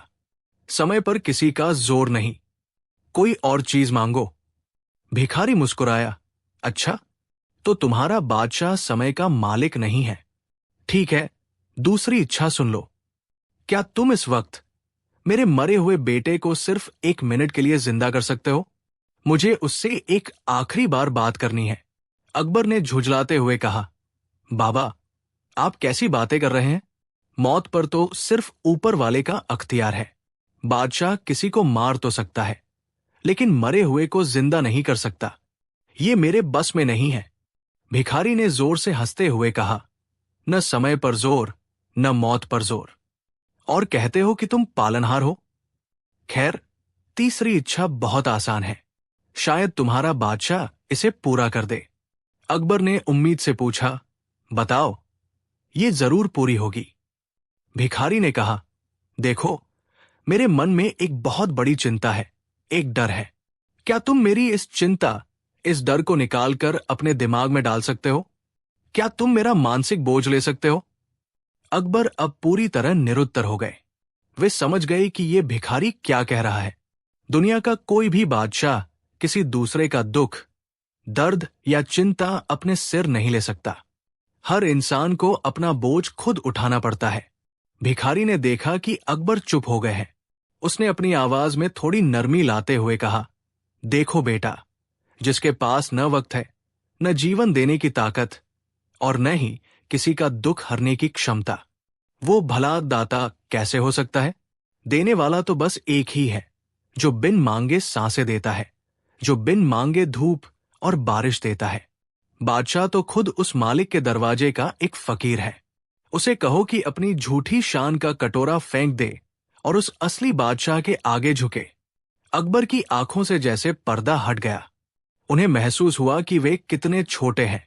उनकी सारी दौलत, सारी सेना, सारा घमंड इस बूढ़े फकीर के 3 सवालों के आगे ढेर हो गया था। उन्हें अपनी मूर्खता पर शर्म आने लगी। जिसे वे अपनी महानता समझ रहे थे, वो असल में एक भ्रम था। अकबर ने नम आंखों से उस भिखारी के पैर पकड़ने चाहे और कहा, बाबा, आपने मेरी आंखें खोल दी। वाकई मैं, यानी बादशाह, बहुत बड़े भ्रम में था। आप कौन हैं? आप कोई साधारण भिखारी नहीं लगते। तभी उस भिखारी ने अपने चेहरे पर लगा धूल मिट्टी का लेप पोंछा, अपनी कमर सीधी की और अपनी जाने पहचानी आवाज में बोला, जहांपनाह, सच कड़वा होता है, इसलिए उसे मीठी चाशनी में लपेट कर नहीं, बल्कि फकीरी के बाने में ही सुनाया जा सकता था। अकबर चौंक गए। उन्होंने गौर से देखा, वो कोई और नहीं बल्कि उनके चहेते बीरबल थे। बीरबल, तुम? अकबर ने आश्चर्य और खुशी के मिले जुले भाव से कहा, हाँ जहांपनाह। बीरबल ने हाथ जोड़कर कहा, मैंने आपसे कहा था न कि मैं तीर्थयात्रा पर जा रहा हूं। मेरे लिए सबसे बड़ी तीर्थयात्रा यही थी कि मैं अपने बादशाह को उस सत्य का दर्शन करा सकूं जो अहंकार की धुंध में छुप गया था। महाराज, आप प्रजा के पिता समान हैं, रक्षक हैं। ये बहुत बड़ा दर्जा है, लेकिन पालनहार बनने की कोशिश मत कीजिए, क्योंकि वो कुर्सी पहले से ही भरी हुई है। जब हम खुद को भगवान समझने लगते हैं तो हमारा पतन शुरू हो जाता है। अकबर की आंखों में आंसू आ गए। उन्होंने बीरबल को गले लगा लिया। उन्होंने कहा, बीरबल, आज तुमने मुझे वो सबक सिखाया है जो हजारों किताबें और सैकड़ों मौलवी नहीं सिखा पाए। तुमने मुझे इंसान बना दिया, वरना मैं तो खुद को खुदा समझने की गलती कर बैठा था। आज से ये खजाना, ये दौलत मेरा नहीं, बल्कि प्रजा की अमानत है। मैं सिर्फ इसका रखवाला हूं, मालिक नहीं। अकबर ने उसी वक्त अपनी पगड़ी उतारी और ईश्वर का शुक्रिया अदा किया। वे अपने महल वापस लौटे, लेकिन एक बदले हुए इंसान की तरह।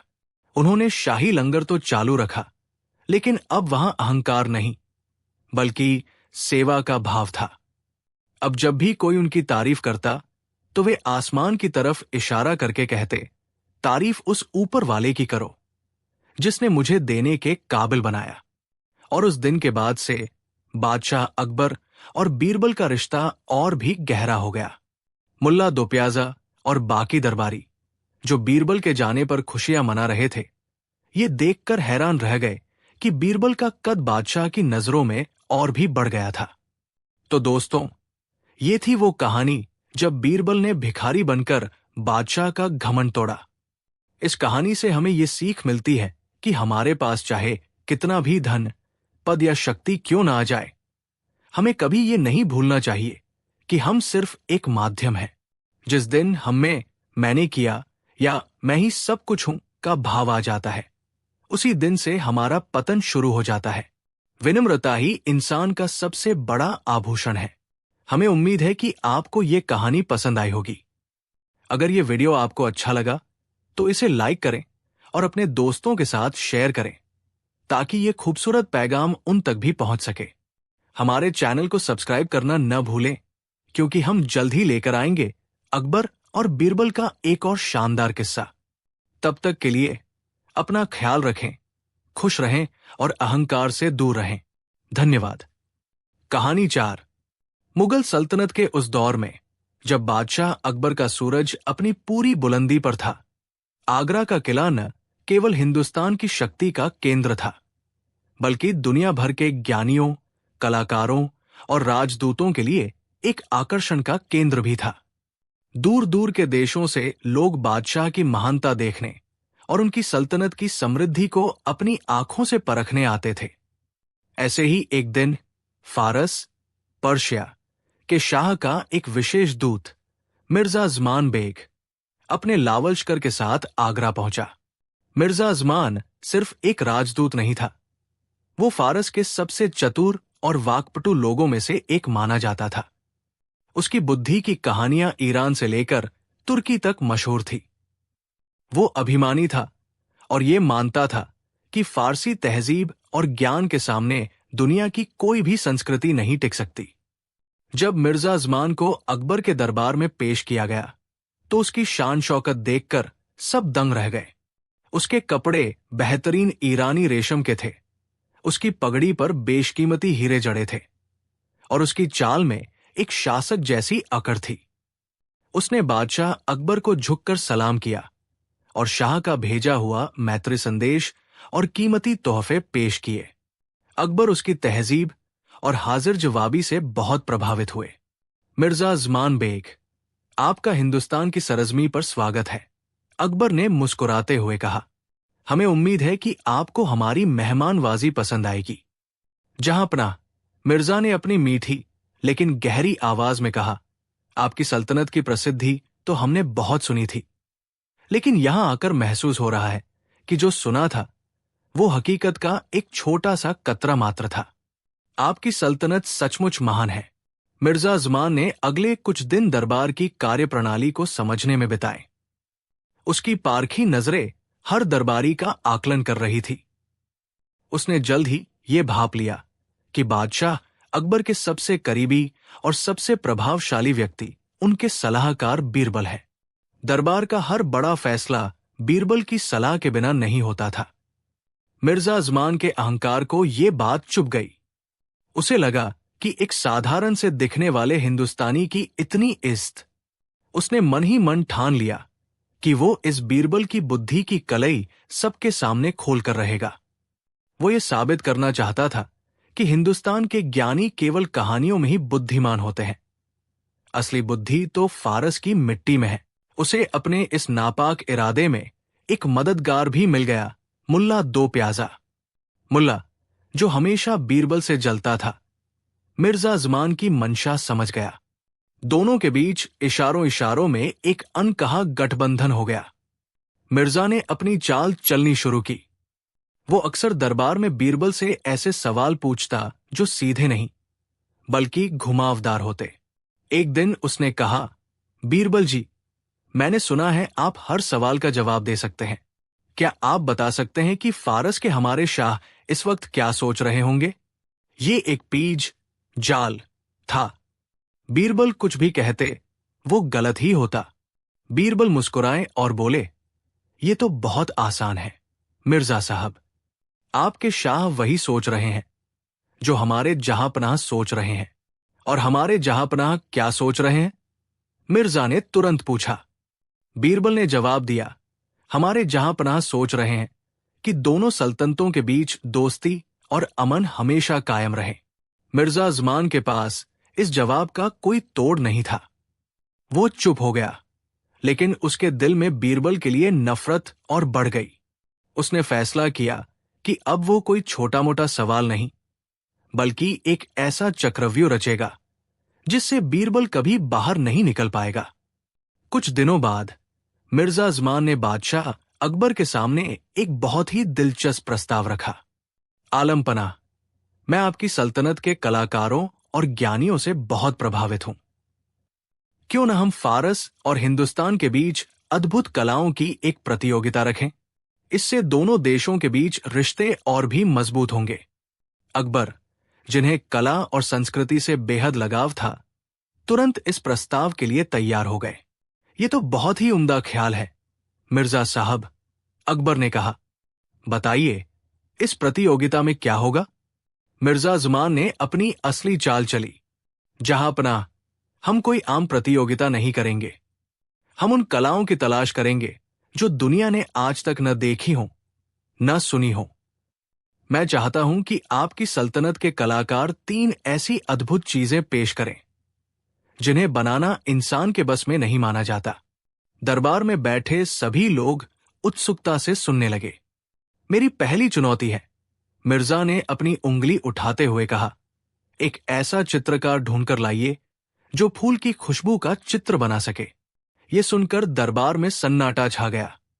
खुशबू और उसका चित्र, ये कैसे हो सकता था? खुशबू को तो महसूस किया जा सकता है, देखा नहीं जा सकता। मिर्जा मुस्कुराया। मेरी दूसरी चुनौती है, एक ऐसा संगीतकार पेश कीजिए जो खामोशी का संगीत सुना सके। यह पहली चुनौती से भी ज्यादा अजीब थी। खामोशी तो संगीत का अभाव होती है, उसका संगीत कैसे बन सकता है? अब मिर्जा ने अपनी आखिरी और सबसे मुश्किल चुनौती पेश की। और मेरी तीसरी और आखिरी चुनौती है, एक ऐसा कहानीकार ढूंढिए जो एक ऐसी कहानी सुनाए जो न तो सच हो और न ही झूठ। तीनों चुनौतियां सुनने के बाद पूरे दरबार में कानाफूसी शुरू हो गई। ये तो पागलपन था। ऐसी चीजें तो कल्पना में भी संभव नहीं थी। मुल्ला दो प्याजा मन ही मन बहुत खुश हो रहा था। उसे यकीन था कि बीरबल अब फंस चुका है। अकबर का चेहरा भी चिंता में डूब गया। यह सिर्फ एक प्रतियोगिता नहीं थी, यह अब मुगल सल्तनत की इज्जत का सवाल बन गया था। उन्होंने अपनी सबसे भरोसेमंद निगाहों से बीरबल की ओर देखा। बीरबल, क्या हमारी सल्तनत में ऐसे कलाकार मौजूद हैं? क्या हम फारस के राजदूत की ये चुनौती स्वीकार कर सकते हैं? बीरबल जानते थे कि ये एक जाल है। मिर्जा अजमान ने ऐसी शर्तें रखी थी जिनका कोई तार्किक हल नहीं था। वो उन्हें अपमानित करना चाहता था, लेकिन पीछे हटना बीरबल ने सीखा नहीं था। बीरबल अपनी जगह से उठे, बादशाह को सलाम किया और फिर मिर्जा अजमान की आंखों में आंखें डालकर बोले, मिर्जा साहब, हिंदुस्तान कलाकारों की भूमि है। यहां की हवा में संगीत है और मिट्टी में कला। आपके लिए 3 कलाकार ढूंढना कोई बड़ी बात नहीं है। हमें आपकी चुनौती स्वीकार है। फिर उन्होंने बादशाह की ओर मुड़कर कहा, जहांपनाह, मुझे इन 3 अद्भुत कलाकारों को ढूंढने और दरबार में पेश करने के लिए 1 महीने का समय चाहिए। अकबर ने राहत की सांस ली और इजाजत दे दी। मिर्जा अजमान के चेहरे पर एक कुटिल मुस्कान थी। उसे पूरा यकीन था कि बीरबल 1 महीने बाद खाली हाथ लौटेंगे और पूरी दुनिया के सामने हिंदुस्तान का सिर शर्म से झुक जाएगा। 1 महीने का समय शुरू हो चुका था। पहले कुछ हफ्ते बीरबल ने कुछ नहीं किया। वो दरबार में आते, रोजमर्रा के काम निपटाते और शाम को घर चले जाते। उन्हें देखकर ऐसा लगता था जैसे उन्हें उस चुनौती की कोई परवाह ही न हो। मुल्ला और दूसरे दरबारी उन पर तंज कसते, लगता है बीरबल ने हार मान ली है, शायद वो शहर छोड़कर भागने की तैयारी में है। मिर्जा अजमान भी हर रोज दरबार में आकर बीरबल से पूछता, कहिए बीरबल जी, आपके कलाकारों का कुछ पता चला?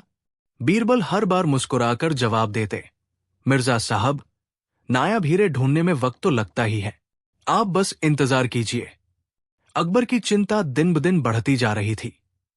एक दिन उन्होंने बीरबल को अकेले में बुलाया और पूछा, बीरबल, सच सच बताओ, क्या हो रहा है? तुम इतने शांत कैसे हो? क्या तुमने सच में उन कलाकारों को ढूंढ लिया है?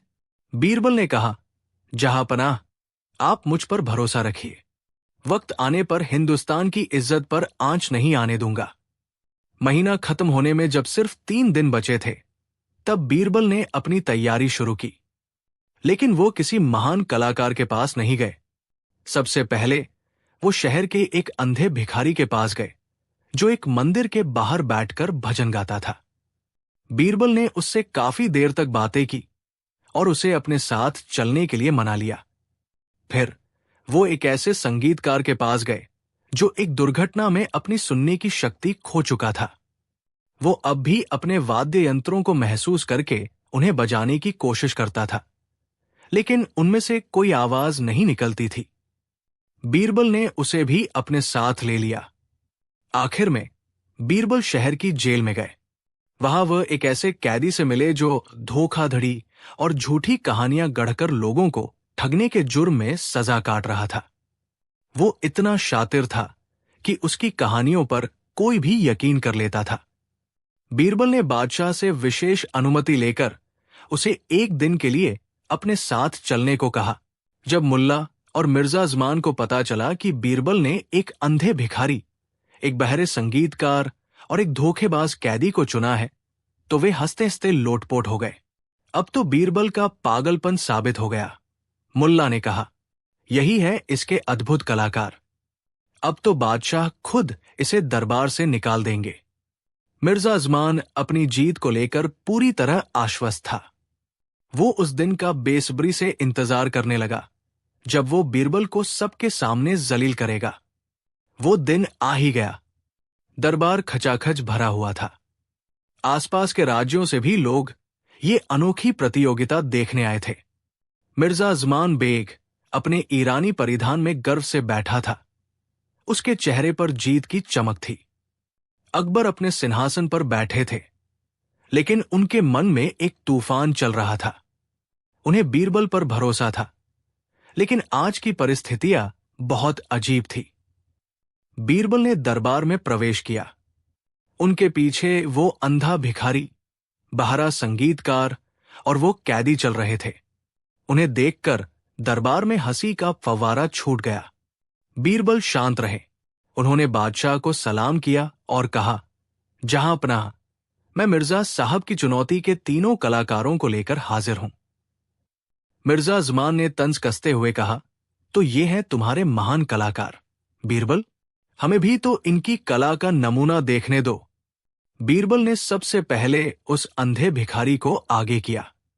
मिर्जा साहब, आपकी पहली चुनौती थी एक ऐसा चित्रकार जो फूल की खुशबू का चित्र बना सके।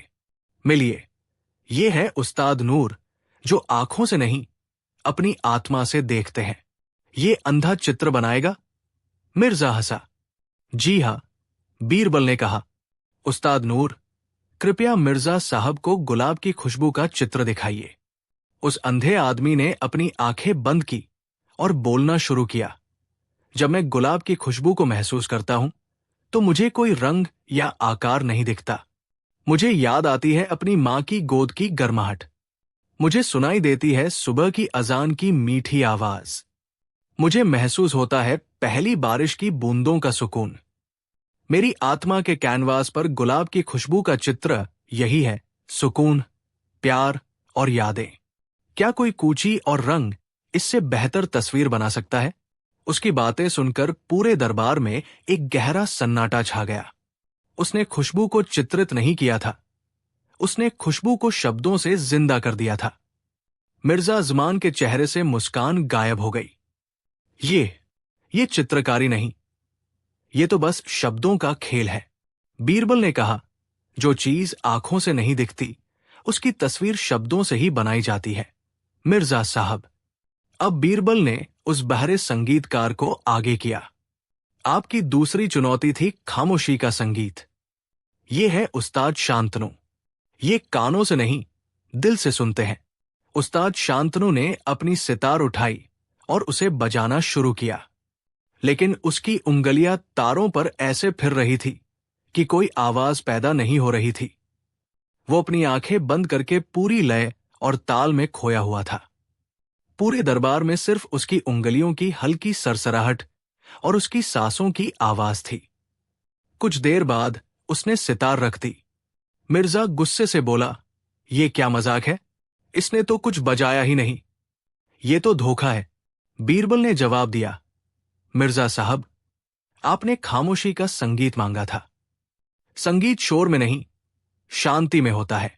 जब सारा शोर थम जाता है तब हमें अपने दिल की धड़कन सुनाई देती है, अपनी सांसों का संगीत महसूस होता है। यही ब्रह्मांड का सबसे बड़ा संगीत है, जिसे खामोशी कहते हैं। उस्ताद शांतनु ने आपको वही संगीत महसूस करवाया। अकबर और बाकी दरबारी बीरबल की इस व्याख्या से मंत्रमुग्ध हो गए। मिर्जा अजमान अब तिलमिला उठा था। उसकी 2 चुनौतियां बेकार हो चुकी थी। उसे अपनी आखिरी चुनौती पर पूरा भरोसा था। बहुत हुआ ये दर्शन, अब अपने तीसरे कलाकार को पेश करो। वो गरजा, एक ऐसी कहानी सुनाओ जो न सच हो न झूठ। बीरबल ने उस कैदी को आगे किया। ये है दास्तानगो, कहानीकार। ये आपको वही कहानी सुनाएगा। कैदी ने आगे बढ़कर मिर्जा अजमान को गौर से देखा और कहानी सुनानी शुरू की। एक बार की बात है, फारस का एक बहुत ही बुद्धिमान लेकिन अहंकारी राजदूत, जिसका नाम था मिर्जा अजमान बेग, हिंदुस्तान के महान बादशाह अकबर के दरबार में आया। उसका असली मकसद दोस्ती बढ़ाना नहीं, बल्कि बादशाह के सबसे प्रिय सलाहकार बीरबल को अपमानित करना था। उसने बीरबल को फंसाने के लिए 3 असंभव चुनौतियां रखी: खुशबू का चित्र, खामोशी का संगीत और एक ऐसी कहानी जो न सच हो न झूठ।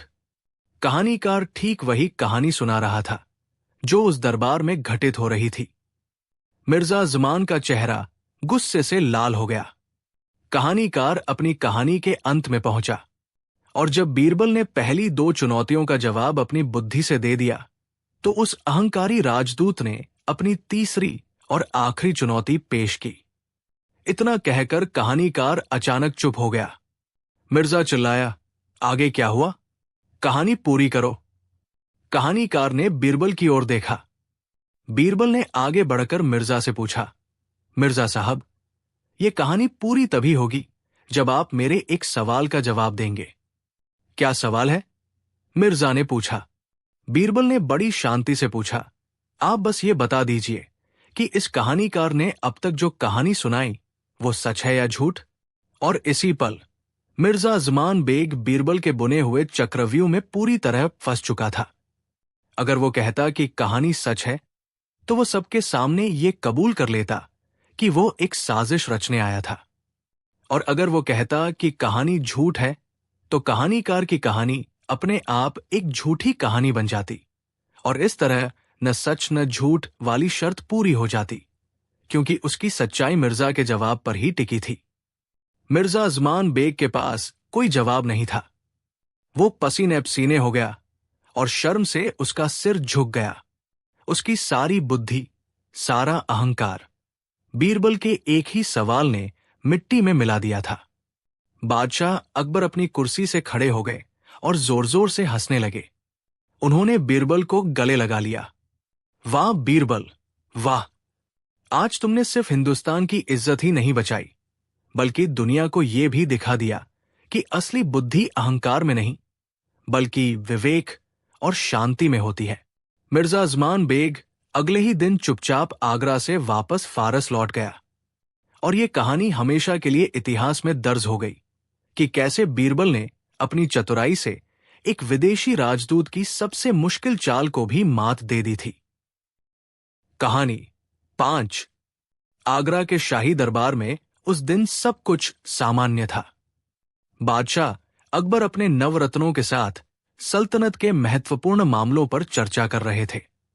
बीरबल अपनी असाधारण बुद्धि और हाजिर जवाबी से एक के बाद एक जटिल मसलों को सुलझा रहे थे और बादशाह उनकी काबिलियत पर हमेशा की तरह मुस्कुरा रहे थे। लेकिन बीरबल नहीं जानते थे कि उनके घर पर एक ऐसी समस्या दस्तक दे चुकी थी जिसे सुलझाना सल्तनत की किसी भी गुत्थी से ज्यादा मुश्किल साबित होने वाला था। शाम को जब बीरबल अपने घर लौटे तो उन्होंने अपनी पत्नी के चेहरे पर चिंता और खुशी का एक अजीब सा मिश्रण देखा। इससे पहले कि वो कुछ पूछ पाते, उनकी पत्नी ने कहा, सुनते हैं जी, आज घर में एक खास मेहमान आए हैं। बीरबल ने मुस्कुराकर पूछा, कौन है ये खास मेहमान जिनसे मिलकर आपका चेहरा चांद की तरह खिल भी रहा है और उस पर ग्रहण भी लगा हुआ है? उनकी पत्नी ने धीमी आवाज में कहा, मेरे भैया गिरधर आए हैं। गिरधर का नाम सुनते ही बीरबल के चेहरे की मुस्कान फीकी पड़ गई। गिरधर उनकी पत्नी का इकलौता भाई, एक ऐसा नमूना था जिसे बनाने के बाद शायद कुदरत ने भी अपना सिर पीट लिया होगा। वो कामचोर, घमंडी और अव्वल दर्जे का मूर्ख था। उसे लगता था कि चूंकि उसका जीजा हिंदुस्तान के बादशाह का सबसे करीबी सलाहकार है तो पूरी सल्तनत उसकी जागीर है। गिरधर अंदर के कमरे से पान चबाता हुआ बाहर निकला। उसने बीरबल को देखकर सलाम करने की भी जहमत नहीं उठाई और सीधा सोफे पर पसरते हुए बोला, क्यों जीजाजी, कैसी चल रही है सल्तनत? सुना है आजकल आप ही के इशारों पर चलती है। बीरबल ने संयम बनाए रखते हुए कहा, सब ईश्वर की कृपा है गिरधर। तुम बताओ, कैसे आना हुआ? आना क्या था? गिरधर ने बड़ी अकड़ से कहा, सोचा अब गांव में रहकर खेती बाड़ी करना हमें शोभा नहीं देता। जब अपना जीजा इतना बड़ा आदमी हो तो हम क्यों धूल फांके? बस इसीलिए चले आए। अब आप कल ही जहांपनाह से कहकर हमारे लिए दरबार में कोई बड़ा सा पद लगवा दीजिए। बीरबल ने सिर पकड़ लिया। उन्होंने गिरधर को समझाने की कोशिश की, गिरधर, दरबार में पद योग्यता से मिलता है, रिश्तेदारी से नहीं। वहां हर काम के लिए ज्ञान और अनुभव की जरूरत होती है। यह सुनकर गिरधर हंस पड़ा। अरे जीजाजी, आप भी कैसी बच्चों वाली बातें करते हैं। जब आप हमारे साथ हैं तो हमें योग्यता की क्या जरूरत? बस आप बादशाह से कहिए कि ये हमारा साला है, वो आपको मना नहीं करेंगे। हमें कोई ऐसा मंत्री बना दीजिए जहां काम कम और आराम ज्यादा हो। रात भर बीरबल की पत्नी ने भी अपने भाई की सिफारिश की। वो अपने भाई की आदतों से वाकिफ थी, लेकिन भाई का प्यार उन्हें अंधा बना रहा था। आप बस एक बार कोशिश तो कीजिए। वो आंसुओं के साथ बोली, अगर उसे कोई काम मिल जाएगा तो शायद वो सुधर जाए। पत्नी के आंसू और साले के अहंकार के बीच बीरबल बुरी तरह फंस चुके थे। वो जानते थे कि गिरधर को कोई भी जिम्मेदारी देना किसी बंदर के हाथ में उस तरह देने जैसा होगा, लेकिन परिवार के दबाव के आगे उन्हें झुकना पड़ा। उन्होंने मन में एक योजना बनाई और अगले दिन गिरधर को लेकर दरबार में हाजिर हुए। दरबार में बीरबल ने बड़े ही सधे हुए शब्दों में गिरधर का परिचय बादशाह अकबर से करवाया। जहांपनाह, ये मेरे साले साहब गिरधर है। ये गांव से आए हैं और सल्तनत की सेवा करने की बड़ी इच्छा रखते हैं। अकबर, जो बीरबल की रग-रग से वाकिफ थे, तुरंत समझ गए कि दाल में कुछ काला है। बीरबल के चेहरे पर छाई हिचकिचाहट और गिरधर की आंखों में भरी अकड़ उनसे छिपी नहीं रही। बादशाह ने इस खेल में थोड़ा मजा लेने का फैसला किया। अच्छा, तो आप बीरबल के साले हैं? अकबर ने मुस्कुराते हुए कहा, आप में ऐसी क्या योग्यता है कि हम आपको कोई पद दें? गिरधर ने अपनी छाती चौड़ी करते हुए कहा, आलम पनाह, योग्यता तो कूट कूट कर भरी है। मैं गांव में जानवरों के झुंड को हाक लेता हूं, लोगों के छोटे मोटे झगड़े सुलझा देता हूं, और तो और मुझे पता है कि कब बारिश होगी और कब धूप खिलेगी। आप बस मुझे एक मौका दीजिए, मैं अपनी काबिलियत साबित कर दूंगा। उसकी बातें सुनकर दरबार में बैठे दरबारी अपनी हंसी रोकने की कोशिश करने लगे। अकबर ने एक पल सोचा और फिर एक शरारत भरी मुस्कान के साथ कहा, ठीक है, आपकी योग्यता को देखते हुए हम आपको एक बहुत ही महत्वपूर्ण पद सौंपते हैं। आज से आप आगरा शहर की सफाई और पशु कल्याण विभाग के मुख्य निरीक्षक नियुक्त किए जाते हैं। ये एक ऐसा पद था जो पहले कभी था ही नहीं। अकबर ने इसे उसी वक्त ईजाद किया था। गिरधर खुशी से फूला नहीं समाया। मुख्य निरीक्षक, उसे लगा कि उसे कोई बहुत बड़ी तोप का पद मिल गया है। उसने बादशाह को झुककर सलाम किया और मन ही मन बीरबल को धन्यवाद दिया कि उसकी सिफारिश काम आ गई। बीरबल चुपचाप खड़े सब देख रहे थे। वो जानते थे कि असली परीक्षा तो अब शुरू होगी। अगले ही दिन गिरधर अपनी नई शाही पोशाक पहनकर और हाथ में एक छड़ी लेकर शहर के दौरे पर निकल पड़ा। उसके साथ कुछ सिपाही भी थे। उसने अपनी मूर्खता का पहला प्रमाण तुरंत ही दे दिया। उसने देखा कि कुछ आवारा कुत्ते गलियों में घूम रहे हैं। उसने तुरंत आदेश दिया, ये क्या बदतमीजी है, ये कुत्ते शहर की सुंदरता को खराब कर रहे हैं। इन सभी कुत्तों को पकड़कर शाही अस्तबल में घोड़ों के साथ बंद कर दो। सिपाहियों ने सिर झुकाकर आदेश का पालन किया। शाम तक शाही अस्तबल में घोड़ों की हिनहिनाहट के साथ कुत्तों के भौंकने की आवाजें आने लगी। कुत्तों ने घोड़ों का चारा खा लिया, अस्तबल में गंदगी फैला दी और घोड़ों को इतना परेशान किया कि वे बिदक गए। अस्तबल का मुख्य रखवाला सिर पीटता हुआ बादशाह के पास शिकायत लेकर पहुंचा। दूसरे दिन गिरधर ने देखा कि सड़कों पर धूल बहुत उड़ती है। उसने अपनी तेज बुद्धि का इस्तेमाल किया और एक नया फरमान जारी किया। शहर की सभी मुख्य सड़कों पर यमुना नदी से पानी लाकर छिड़काव किया जाए ताकि धूल न उड़े। उसके आदेश पर मजदूरों ने दिन रात एक करके सड़कों पर इतना पानी डाल दिया कि वे सड़कें कम और कीचड़ के दलदल ज्यादा लगने लगी। व्यापारियों की गाड़ियां, घोड़े और आम लोग उस कीचड़ में फंसने लगे। शहर का पूरा व्यापार ठप हो गया और लोग गिरधर को कोसने लगे। लेकिन गिरधर की मूर्खता का शिखर तो अभी बाकी था। 2 दिन की मेहनत के बाद गिरधर को लगा कि वो बहुत अच्छा काम कर रहा है। उसे लगा कि अब उसे सल्तनत के खजाने के बारे में भी सोचना चाहिए। उसने एक नई योजना बनाई। उसने शहर में ढिंढोरा पिटवा दिया कि आगरा की हवा बहुत शुद्ध है और इस शुद्ध हवा पर शाही कर लगाया जाएगा। हर नागरिक को दिन में सांस लेने के लिए एक तांबे का सिक्का सरकारी खजाने में जमा करवाना होगा। जो कर नहीं देगा उसे सांस लेने की इजाजत नहीं होगी। ये फरमान सुनते ही पूरे आगरा में हाहाकार मच गया। सांस लेने पर कर, ये तो किसी ने सपने में भी नहीं सोचा था। लोग गुस्से से भर गए। व्यापारियों ने अपनी दुकानें बंद कर दी और एक बड़ी भीड़ महल की ओर बढ़ने लगी, न्याय की गुहार लगाने। शिकायतों का अंबार और महल के बाहर जमा भीड़ को देखकर अकबर का पारा 7वें आसमान पर पहुंच गया। उन्होंने तुरंत बीरबल को तलब किया। बीरबल, अकबर दरबार में गरजे, ये क्या हो रहा है हमारी राजधानी में? तुम्हारे उस मूर्ख साले ने पूरे शहर को सिर पर उठा लिया है। अस्तबल में कुत्ते भौंक रहे हैं, सड़कें ताला बन गई हैं और अब वो लोगों की सांसों पर भी कर लगाना चाहता है। अगर कल सुबह तक तुमने इस समस्या का कोई हल नहीं निकाला तो हम उसे तो सजा देंगे ही, साथ में तुम्हें भी तुम्हारे पद से बर्खास्त कर देंगे। अब बीरबल के लिए ये इज्जत का सवाल बन गया था। वो जानते थे कि गिरधर को डांटने या समझाने से कोई फायदा नहीं होगा। उसे सबक सिखाने के लिए एक ऐसा तरीका अपनाना होगा जिससे उसकी अक्ल ठिकाने आ जाए, लेकिन उसे कोई शारीरिक दंड भी न मिले। बीरबल सीधे गिरधर के पास पहुंचे।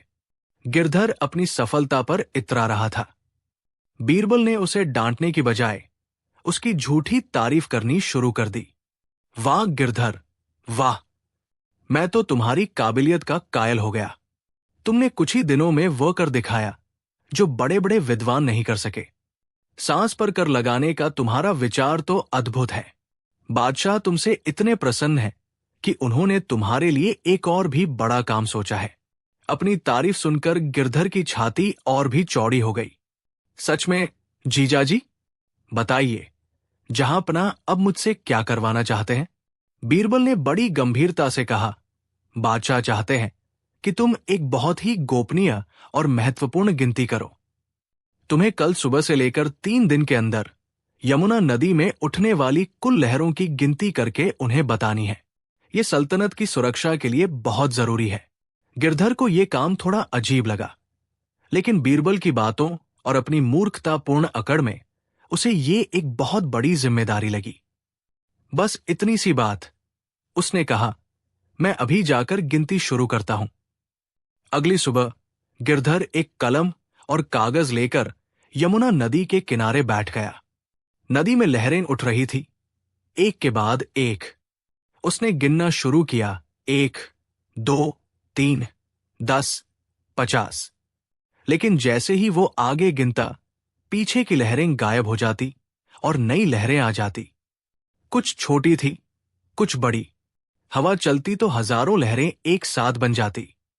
घंटों बीत गए, दोपहर हो गई।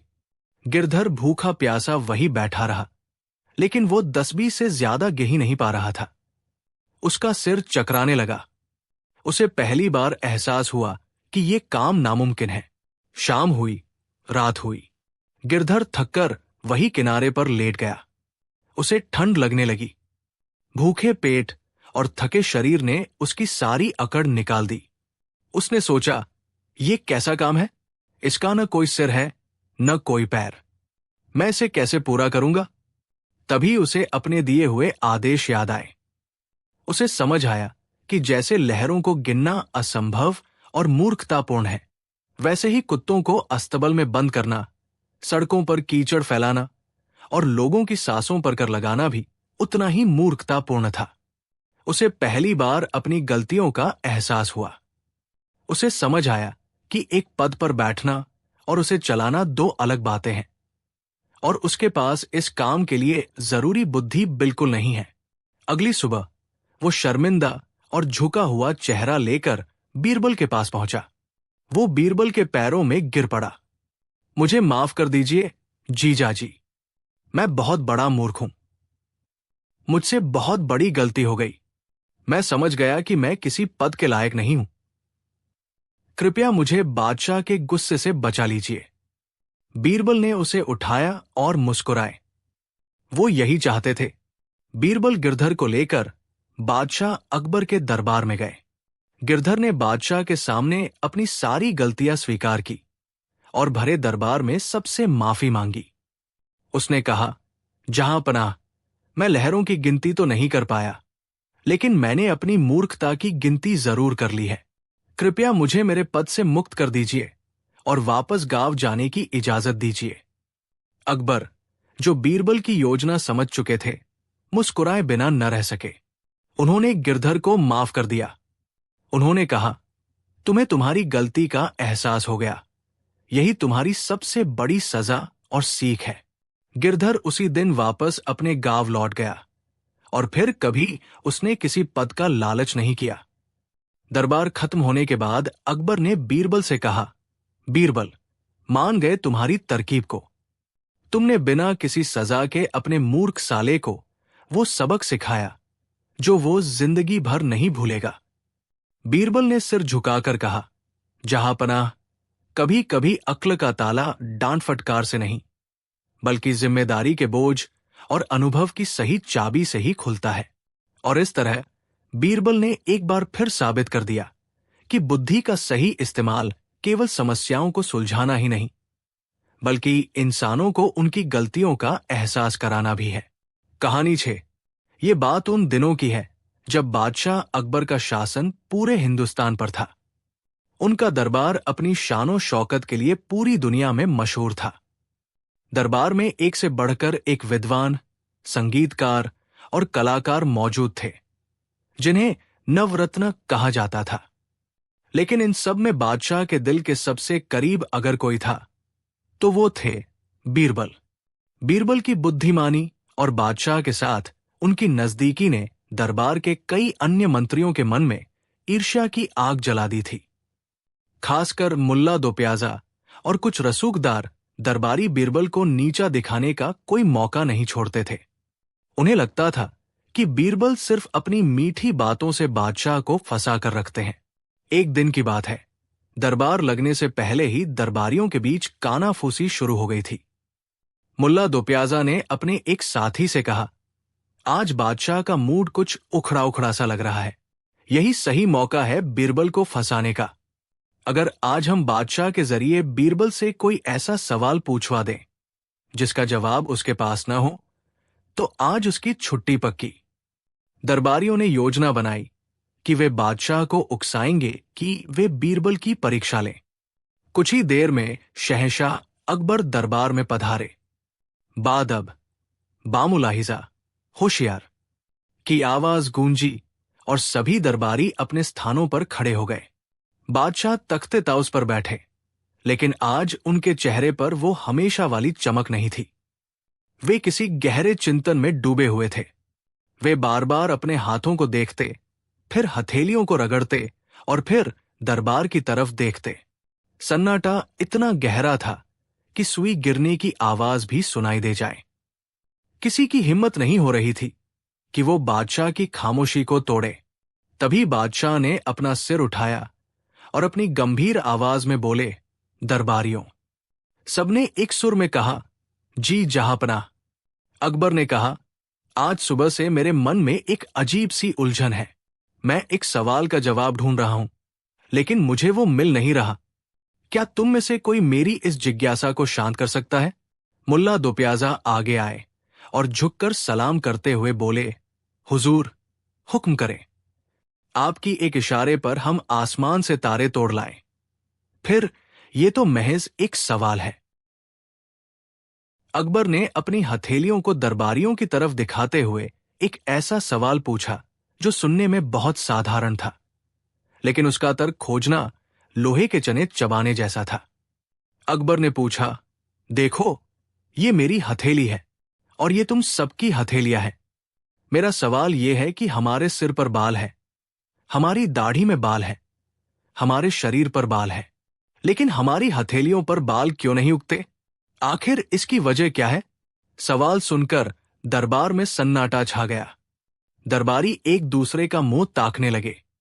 किसी ने सोचा था कि बादशाह धर्म पर सवाल करेंगे, किसी ने सोचा था राजनीति पर सवाल होगा, लेकिन ये हथेलियों पर बाल क्यों नहीं होते? ये कैसा सवाल था?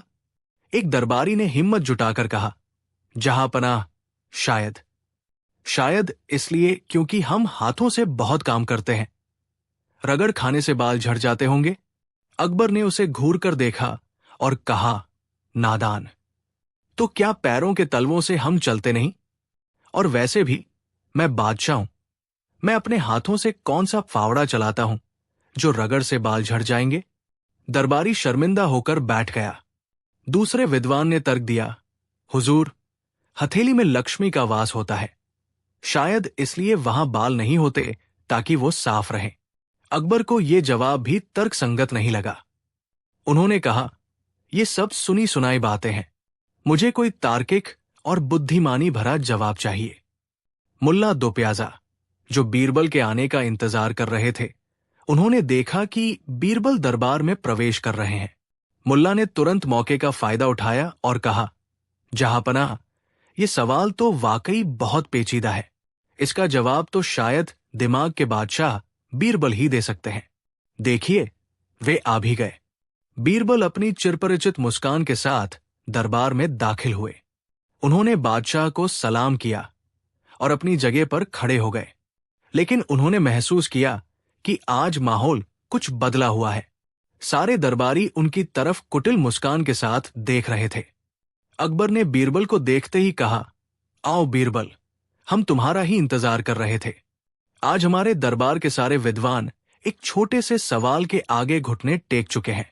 बीरबल ने विनम्रता से पूछा, गुस्ताखी माफ जहांपनाह, ऐसा कौन सा सवाल है जिसने मेरे बादशाह को इतना परेशान कर रखा है? अकबर ने फिर वही सवाल दोहराया, बीरबल, बताओ हमारी हथेलियों पर बाल क्यों नहीं उगते? सवाल सुनते ही बीरबल के चेहरे पर एक हल्की सी चमक आ गई। वे समझ गए कि ये कोई वैज्ञानिक सवाल नहीं है, बल्कि ये समय है अपनी हाजिर जवाबी और वाक्पटुता का प्रदर्शन करने का। बीरबल जानते थे कि बादशाह को सपाट जवाब पसंद नहीं आते। उन्हें जवाब में मनोरंजन और बुद्धिमानी का तड़का चाहिए। बीरबल ने कुछ पल सोचा। उन्होंने अपनी दाढ़ी पर हाथ फेरा, बादशाह की तरफ देखा, फिर मुल्ला दोप्याजा की तरफ देखा और फिर मुस्कुराए। उन्होंने कहा, जहांपनाह, ये तो बहुत ही सरल बात है, लेकिन इसका जवाब 3 हिस्सों में है। अकबर ने उत्सुकता से पूछा, 3 हिस्से? वो क्या? जल्दी बताओ बीरबल। बीरबल दरबार के बीचों बीच आए और बोले, हुजूर, सबसे पहले बात करते हैं आपकी हथेलियों की। आपकी हथेली पर बाल इसलिए नहीं उगते क्योंकि आप बहुत बड़े दानी हैं। अकबर थोड़ा हैरान हुए। दानी? इसका बालों से क्या वास्ता? बीरबल ने समझाया, जहांपनाह, आप दिन रात अपने खजाने से गरीबों और जरूरतमंदों को इनाम और मदद बांटते रहते हैं। आपकी हथेलियां हमेशा दान देने के लिए खुली रहती है, हमेशा रगड़ खाती रहती है सोने चांदी के सिक्कों से। अब जहां इतनी आवाजाही होगी, जहां इतना घर्षण होगा, वहां बाल कैसे टिक सकते हैं? बस यही कारण है कि आपकी हथेलियों पर बाल नहीं उगते। अकबर ये सुनकर गदगद हो गए। अपनी तारीफ किसे पसंद नहीं होती?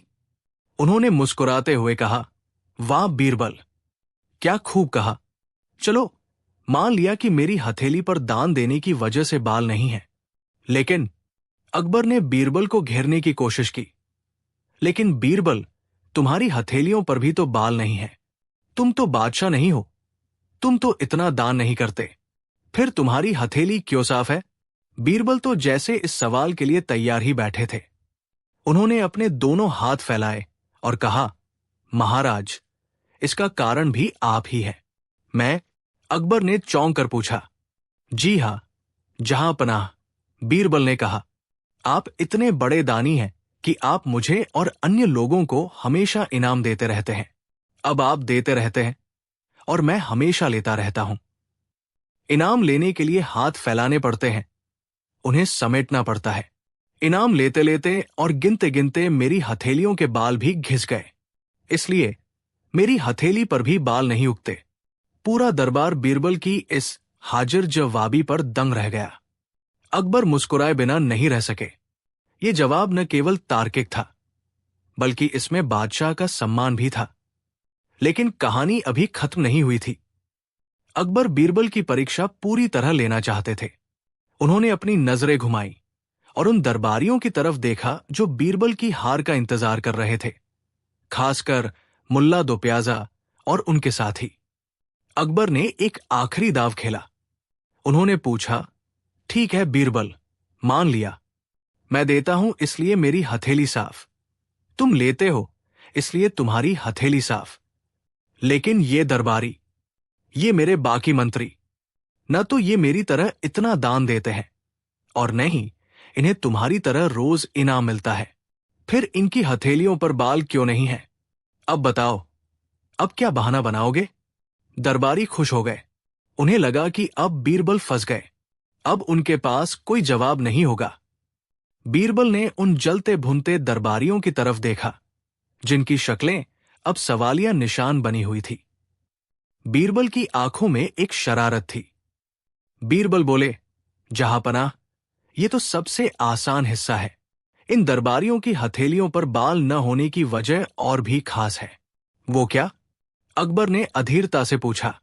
बीरबल ने जोर से कहा, हुजूर, जब आप मुझे इनाम देते हैं और मैं वो इनाम लेता हूं, तो ये देखकर इन बाकी दरबारियों को इतनी जलन होती है, इतनी ईर्ष्या होती है कि ये गुस्से में अपनी हथेलियां एक दूसरे पर जोर जोर से मलते रहते हैं। हाथ मलना यानी पछताना और जलना। बस इसी जलन के मारे हाथ मलते मलते इनकी हथेलियों के बाल झड़ गए हैं और अब उगते ही नहीं। जैसे ही बीरबल ने यह कहा, एक पल के लिए सन्नाटा छाया और फिर बादशाह अकबर जोर से हंस पड़े। हा हा हा हा, उनकी हंसी गूंज उठी। वे अपने सिंहासन पर हंसते हंसते लोटपोट हो गए। उन्होंने अपना पेट पकड़ लिया। अकबर ने हंसते हुए कहा, मान गए बीरबल, मान गए। ऐसा जवाब तो खुदा भी नहीं सोच सकता था। तुमने एक ही तीर से 3 शिकार किए, मेरी तारीफ की, अपना बचाव किया और इन जलने वालों की बोलती भी बंद कर दी। दरबारी जो बीरबल का मजाक उड़ाने आए थे, अब शर्म से पानी पानी हो रहे थे। वे अपनी हथेलियों को छुपा रहे थे, क्योंकि बीरबल ने उनकी जलन को सरेआम बेनकाब कर दिया था।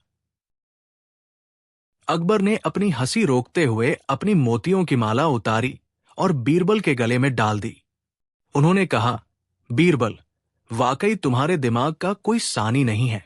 आज तुमने हमें जितना हंसाया है, उतना हम महीनों से नहीं हंसे। तो दोस्तों, ये था बीरबल का वो जवाब जिसने बादशाह को लोटपोट कर दिया। इस कहानी से हमें ये सीखने को मिलता है कि बुद्धि और हास्य का सही मिश्रण किसी भी कठिन परिस्थिति को आसान बना सकता है। जहां गुस्सा और तर्क काम नहीं आते, वहां एक छोटी सी मुस्कान और हाजिर जवाबी बाजी पलट सकती है। बीरबल ने न केवल सवाल का जवाब दिया, बल्कि ये भी सिखाया कि जो दूसरों से ईर्ष्या करते हैं, वे अंत में सिर्फ हाथ मलते रह जाते हैं। आपको ये कहानी कैसी लगी? क्या आपने भी कभी अपनी हाजिर जवाबी से किसी को हंसाया है? हमें कमेंट करके जरूर बताएं। अगर आप अकबर बीरबल की ऐसी ही और मजेदार और लंबी कहानियां सुनना चाहते हैं, तो हमारे चैनल को अभी सब्सक्राइब करें और घंटी का बटन दबाएं, ताकि अगली कहानी आप मिस न करें। इस वीडियो को अपने दोस्तों और परिवार के साथ शेयर करना न भूलें, ताकि वे भी हंस सकें। मिलते हैं अगली वीडियो में एक और शानदार किस्से के साथ। तब तक के लिए खुश रहिए, मुस्कुराते रहिए। जय हिंद। कहानी 7। आगरा का किला अपनी पूरी शानो शौकत के साथ खड़ा था। यमुना नदी का किनारा, सुबह की सुनहरी धूप और चहल पहल से भरा शहर। लेकिन किले के अंदर दीवान खास में माहौल कुछ और ही था।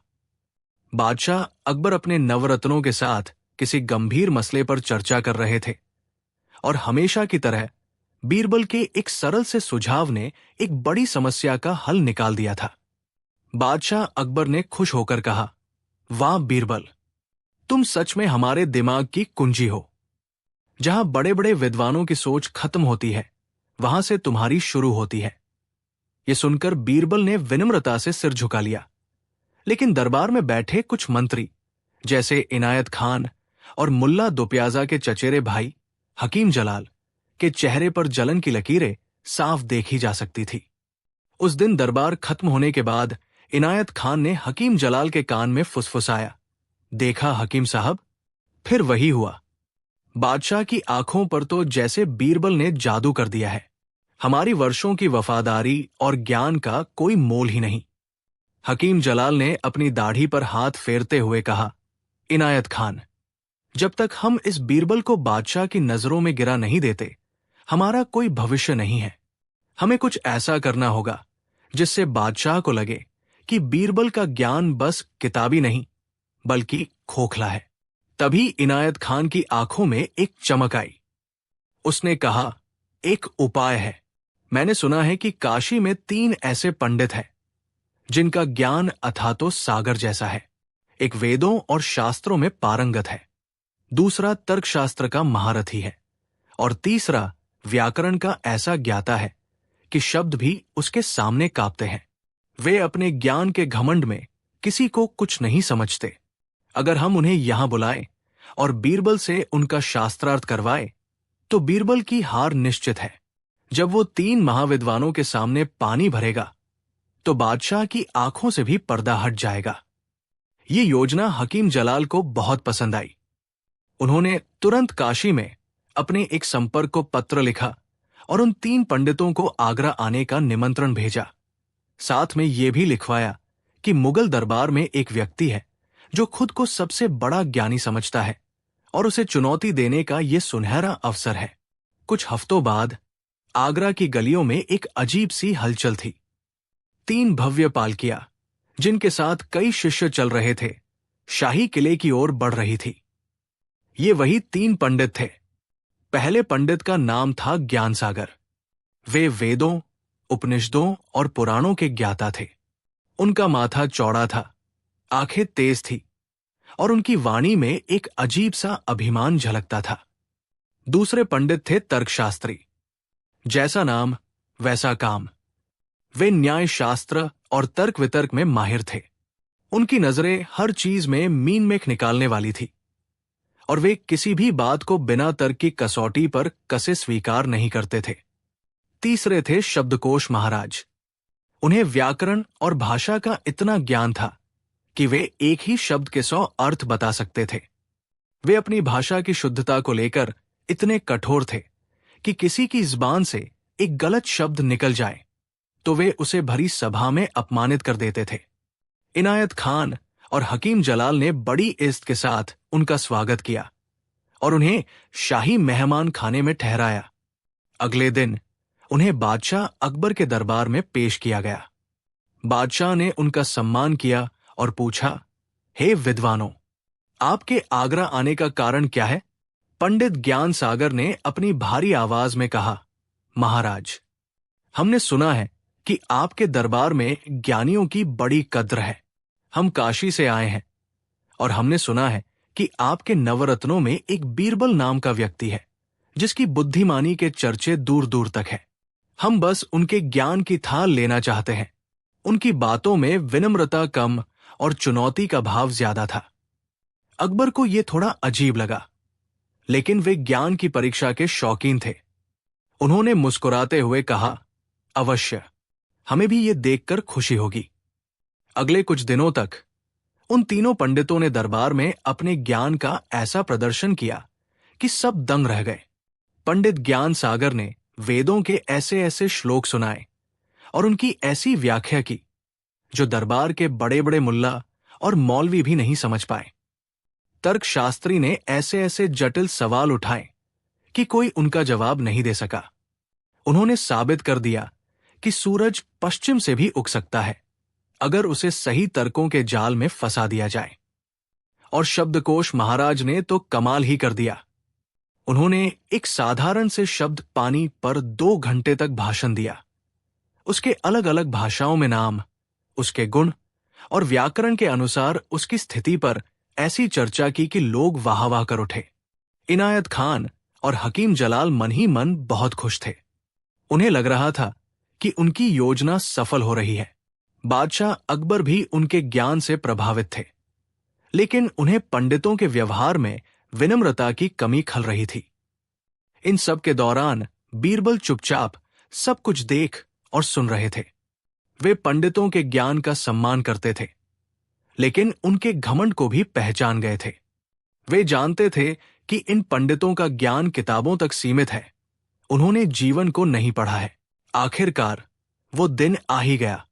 इनायत खान ने बादशाह से कहा, जहांपनाह, अब समय आ गया है कि इन महाविद्वानों का शास्त्रार्थ आपके सबसे बुद्धिमान मंत्री बीरबल से करवाया जाए। दूध का दूध और पानी का पानी हो ही जाए। अकबर ने बीरबल की ओर देखा। बीरबल ने मुस्कुराते हुए कहा, जहांपनाह, मैं तो एक साधारण सा सेवक हूं। इन महाज्ञानियों के सामने मेरी क्या बिसात, लेकिन अगर आपका हुक्म है तो मैं तैयार हूं। पूरा दरबार खचाखच भर गया। लोग दूर दूर से ये अनोखा मुकाबला देखने आए थे। तीनों पंडित अपने भव्य आसनों पर बैठे थे। उनके चेहरे पर जीत का आत्मविश्वास साफ झलक रहा था।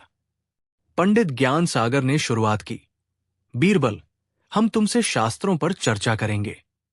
बताओ, आत्मा का स्वरूप क्या है और परमात्मा से उसका मिलन कैसे होता है? बीरबल ने हाथ जोड़कर कहा, पंडित जी, मैं कोई ऋषि या मुनि नहीं हूं। मैं तो बस इतना जानता हूं कि हर जीव में उसी परमात्मा का अंश है और सबसे प्रेम करना ही उसकी सबसे बड़ी पूजा है। इन जटिल सवालों के जवाब तो आप जैसे ज्ञानी ही दे सकते हैं। ये सुनकर पंडित हंसे। उन्हें लगा बीरबल ने हार मान ली। फिर तर्कशास्त्री ने कहा, चलो हम तुमसे तर्क पर बात करते हैं। क्या तुम साबित कर सकते हो कि जो दिखाई नहीं देता उसका अस्तित्व नहीं है? बीरबल ने शांत भाव से उत्तर दिया, पंडित जी, हवा दिखाई नहीं देती, पर हम सांस लेते हैं। खुशी और दुख दिखाई नहीं देते, पर हम महसूस करते हैं। आपका ज्ञान दिखाई नहीं देता, पर आपकी बातों से प्रकट हो रहा है। मैं इन तर्कों में आपसे कैसे जीत सकता हूं? अब तो पंडितों का घमंड 7वें आसमान पर पहुंच गया। उन्हें लगा कि बीरबल पूरी तरह डर गया है। शब्दकोश महाराज ने व्यंग्य से कहा, लगता है तुम्हारे पास न शास्त्र का ज्ञान है न तर्क का। चलो भाषा पर ही बात कर लें। बताओ, सत्य शब्द की उत्पत्ति कहां से हुई और इसके कितने पर्यायवाची हो सकते हैं? बीरबल ने फिर विनम्रता से कहा, महाराज, मैं तो बस इतना जानता हूं कि सच बोलना चाहिए। इसकी उत्पत्ति कहां से हुई, ये जानने से ज्यादा जरूरी ये जानना है कि इसे जीवन में कैसे उतारा जाए। तीनों पंडित एक साथ ठहाका मारकर हंसे। उन्होंने बादशाह से कहा, महाराज, ये है आपका सबसे बुद्धिमान मंत्री। इसे तो कुछ भी नहीं आता। ये तो हमारे सामने एक बालक समान है। इनायत खान और हकीम जलाल की बाछें खिल गई। उन्हें लगा कि बीरबल का खेल आज खत्म हो गया। अकबर का चेहरा थोड़ा उतर गया था। उन्हें अपने प्रिय बीरबल की ये हालत देखी नहीं जा रही थी। उन्होंने बीरबल से कहा, बीरबल, तुम चुप क्यों हो? कुछ तो बोलो। तभी बीरबल अपनी जगह से उठे। उनके चेहरे पर अब भी वही शांत मुस्कान थी। उन्होंने कहा, जहांपनाह, मैं इन ज्ञानियों के ज्ञान का सम्मान करता हूं। मैं इनके किसी भी सवाल का जवाब नहीं दे सका, लेकिन क्या मैं इनसे एक बहुत ही छोटा और सरल सा सवाल पूछ सकता हूं? पंडितों ने घमंड से कहा, पूछो, जो पूछना है पूछो। तुम्हारे किसी भी सवाल का जवाब देना हमारे लिए चुटकियों का खेल है। बीरबल ने कहा, मेरा सवाल बहुत सीधा है। यहां आप 3 महाविद्वान पंडित हैं। और इतना कहकर बीरबल ने एक सेवक को इशारा किया। वो सेवक अंदर से एक मिट्टी का पतीला लेकर आया, जिसमें से गर्मा गर्म खिचड़ी की खुशबू आ रही थी। पतीला धुआं छोड़ रहा था। बीरबल ने उस पतीले को अपने पास रख लिया। बीरबल ने अपनी बात पूरी की, और यह है खिचड़ी का एक पतीला। तो यहां कुल 4 चीजें हो गई, आप 3 पंडित और ये एक खिचड़ी। मेरा सवाल बस इतना है कि हम चारों में सबसे बड़ा कौन है? सवाल सुनकर पूरे दरबार में सन्नाटा छा गया। ये कैसा सवाल था? एक बेजान खिचड़ी के पतीले की तुलना 3 महाविद्वान पंडितों से? ये तो उनका अपमान था। पंडित ज्ञान सागर गुस्से से लाल हो गए। उन्होंने कहा, मूर्ख, तुम्हारी हिम्मत कैसे हुई हमारी तुलना इस साधारण भोजन से करने की? हम ब्राह्मण हैं, ज्ञानी हैं, वेदों के ज्ञाता हैं। हम ही सबसे बड़े हैं। बीरबल ने मुस्कुराते हुए कहा, पंडित जी, सिर्फ कहने से कोई बड़ा नहीं हो जाता। कृपया तर्क और प्रमाण के साथ सिद्ध करें कि आप इस खिचड़ी से बड़े क्यों हैं। अब तर्क शास्त्री की बारी थी। उन्होंने अपनी बुद्धिमत्ता का इस्तेमाल करना शुरू किया। देखो, ये एक बेतुका सवाल है। हम सजीव हैं, ये निर्जीव है। हम चेतन हैं, ये जड़ है। चेतना हमेशा जड़ से बड़ी होती है, इसलिए हम ही बड़े हैं। बीरबल ने कहा, बहुत खूब कहा पंडित जी, लेकिन आपने ये तो बता दिया कि आप बड़े क्यों हैं, पर यह नहीं बताया कि खिचड़ी छोटी क्यों है। हो सकता है इसके पास कोई ऐसा गुण हो जो आपके पास न हो। अब शब्दकोश महाराज तिलमिला उठे। उन्होंने कहा, अरे, इसमें कौन सी बड़ी बात है? खिचड़ी एक साधारण सा शब्द है, जबकि हमारे नाम के आगे पंडित, शास्त्री जैसी उपाधियां लगी है। उपाधि हमेशा मूल शब्द से बड़ी होती है, इसलिए हम बड़े हैं। बीरबल ने तीनों की बातें सुनी और फिर शांत भाव से कहा, आप तीनों ने अपने अपने हिसाब से जवाब दिए, लेकिन कोई भी मुझे संतुष्ट नहीं कर सका। आप सब खुद को बड़ा साबित करने में लगे हैं, लेकिन मेरे सवाल का असली जवाब किसी ने नहीं दिया। तीनों पंडित अब बुरी तरह उलझ चुके थे। वे आपस में ही बहस करने लगे। एक कहता शास्त्रों में लिखा है, दूसरा कहता तर्क ये कहता है, तीसरा कहता व्याकरण के नियम के अनुसार ऐसा है। वे घंटों तक बहस करते रहे, लेकिन किसी एक नतीजे पर नहीं पहुंच पाए। उनका ज्ञान, उनका तर्क उनकी भाषा, सब इस एक सीधे से सवाल के सामने फेल हो गया था। दरबार के लोग हैरान थे। जो पंडित कुछ देर पहले ब्रह्मांड के रहस्य सुलझा रहे थे, वे एक खिचड़ी के पतीले के सामने हार मान रहे थे। जब तीनों पंडित पूरी तरह थक गए और चुप हो गए, तो अकबर ने बीरबल से पूछा, बीरबल, अब तुम ही बताओ, इस पहेली का सही जवाब क्या है? बीरबल उस खिचड़ी के पतीले के पास गए। उन्होंने ढक्कन हटाया। गर्मा गर्म दाल और चावल की मिलीजुली सुगंध पूरे दरबार में फैल गई। बीरबल ने कहा, जहांपना और विद्वान पंडितों, आप सब ने ज्ञान की बड़ी बड़ी बातें की, लेकिन आप सब एक सबसे बड़ी सच्चाई को भूल गए। वो क्या? पंडितों ने उत्सुकता से पूछा। बीरबल ने कहा, वो सच्चाई है पेट की आग।